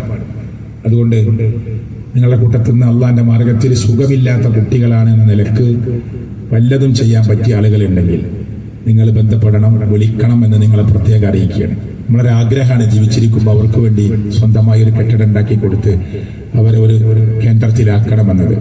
അതിന്റെ 70 ലക്ഷം രൂപ ഒരു വ്യക്തി തന്നതാണ്. ഇവിടുത്തെ അല്ല, ഒരു ഗവൺമെന്റ് തന്നു എന്ന് പറയാം. ഷാർജ ഗവൺമെന്റ് ചാരിറ്റി മുദീർ തന്നതാണ്. നമ്മളെ കരാർ അങ്ങനെയാണ്. ആ പൈസ അവർ തരും. പക്ഷേ ബാക്കിയുള്ള 35 ലക്ഷം 40 ലക്ഷത്തിനടുത്തുള്ള പൈസ നിങ്ങൾ ഉണ്ടാക്കുമെങ്കിൽ ഈ പൈസ തരാനാണ്. അങ്ങനെ ആ പൈസ വാങ്ങി അവർ തന്നതിനേക്കാൾ പണി പൂർത്തിയായിട്ടുണ്ട്. പക്ഷെ ബാക്കി പൈസ നമ്മൾ എടുത്തില്ല. ഏപ്രിൽ ലാസ്റ്റ് മെയ് 1 അതിൽ ഉദ്ഘാടനം ചെയ്യണം. നിങ്ങളെ കൊണ്ട് പറ്റാവുന്ന ആരെങ്കിലും ഉണ്ടെങ്കിൽ സുഹൃത്തുക്കളെ, തേക്കാനുള്ള സിമെന്റ് വേണം, മണൽ വേണം, പണിക്കൂലി വേണം, വയറിങ്ങിന്റെ സാധനങ്ങൾ വേണം, ടൈൽസ് വേണം. ടൈൽസിന്റെ പണി 8000 സ്ക്വയർ ഫീറ്റാണ് ബിൽഡിങ്. ആ ടൈൽസ് വേണം, അതിന്റെ പണിയെടുക്കണം. നല്ലൊരു എമൗണ്ട് വേണം, ഒരു ലിഫ്റ്റ് വേണം, നല്ലൊരു സംഖ്യ വേണം. അതുകൊണ്ട് നിങ്ങളെ കൊണ്ട് എന്തെങ്കിലും, ഇങ്ങനെ സുഖമില്ലാത്ത ഓട്ടിസം ബാധിച്ച കുട്ടികളാണ്, മെന്റലി റിട്ടാർഡഡ് ആയ കുട്ടികളാണ്, കണ്ണാണാത്ത 2 കുട്ടികളാണ്, ബുദ്ധിയുണ്ട്, ശരിക്കും നടക്കാൻ പറ്റാത്ത കുറെ കുട്ടികളാണ്. അതുകൊണ്ട് നിങ്ങൾക്ക് വന്ന് കാണാം. അള്ളാന്റെ മാർഗത്തിൽ എന്തെങ്കിലും ചെയ്യാൻ പറ്റിയവർ നിങ്ങളെ കൂട്ടത്തിലുണ്ടെങ്കിൽ നിങ്ങൾ വിളിക്കണം, നിങ്ങൾ വരണം, കാണണം, ചെയ്യണമെന്ന് നിങ്ങളെ പ്രത്യേകമായി അറിയിക്കുകയാണ്. അള്ളാഹു സ്വീകരിക്കുമാറാകട്ടെ. ഇതൊക്കെ പൂർത്തിയാക്കിയതിന് പുറമെ 10 കൊല്ലം ഇത് തുടങ്ങിയിട്ട് ഓരോ മാസവും ഇവർക്കുള്ള ചെലവ് വേറെ കണ്ടത്. നമുക്ക് വേറെ വരുമാനം ഒന്നുമില്ല, ഇവർക്കുള്ള ഒരു വരുമാനം ഒന്നുമില്ല. ഈ കുട്ടികളെ രാവിലെ കൊണ്ടുവരണം, വൈകുന്നേരം വീട്ടിലെത്തിക്കണം, ഉച്ചത്തെ ഭക്ഷണം കൊടുക്കണം, ഡീസൽ അടിക്കണം, 13 സ്റ്റാഫ് ഉണ്ട്, ഓരോ സാലറി കൊടുക്കണം. അപ്പോൾ വലിയൊരു എമൗണ്ട് ഓരോ മാസവും നിങ്ങൾ ചിന്തിച്ചാൽ മതി എത്ര പൈസ വേണ്ടി വരും. നല്ലൊരു എമൗണ്ട് വേണം, ചെറുതല്ല, ലക്ഷങ്ങൾ വേണം. അതുകൊണ്ട് സഹോദരങ്ങളെ, അതിന്റെ പുറമെയാണ് ഇത് പൂർത്തീകരിക്കാനുള്ളത്. നിങ്ങളുടെ മുന്നിൽ വെക്കുന്നു, നിങ്ങൾക്ക് ചെയ്യാൻ പറ്റുന്നവരുണ്ടാവാം, ചെറുതാവട്ടെ വലുതാവട്ടെ, നിങ്ങൾ വിളിക്കണമെന്ന് നിങ്ങളെ പ്രത്യേകം അറിയിക്കുകയാണ്. അള്ളാഹു സ്വീകരിക്കട്ടെ, അള്ളാഹു കബൂലാക്കുമാറാകട്ടെ. റബ്ബന ആതിന ഫിദ്ദുനിയ ഹസന വഫിൽ ആഖിറതി ഹസനത വഖിന അദാബന്നാർ. ആമീൻ ആമീൻ ബിറഹ്മതിക യാ അർഹമർ റഹീമീൻ. അസ്സലാമു അലൈക്കും വറഹ്മത്തുള്ളാഹി വബറകാതുഹു.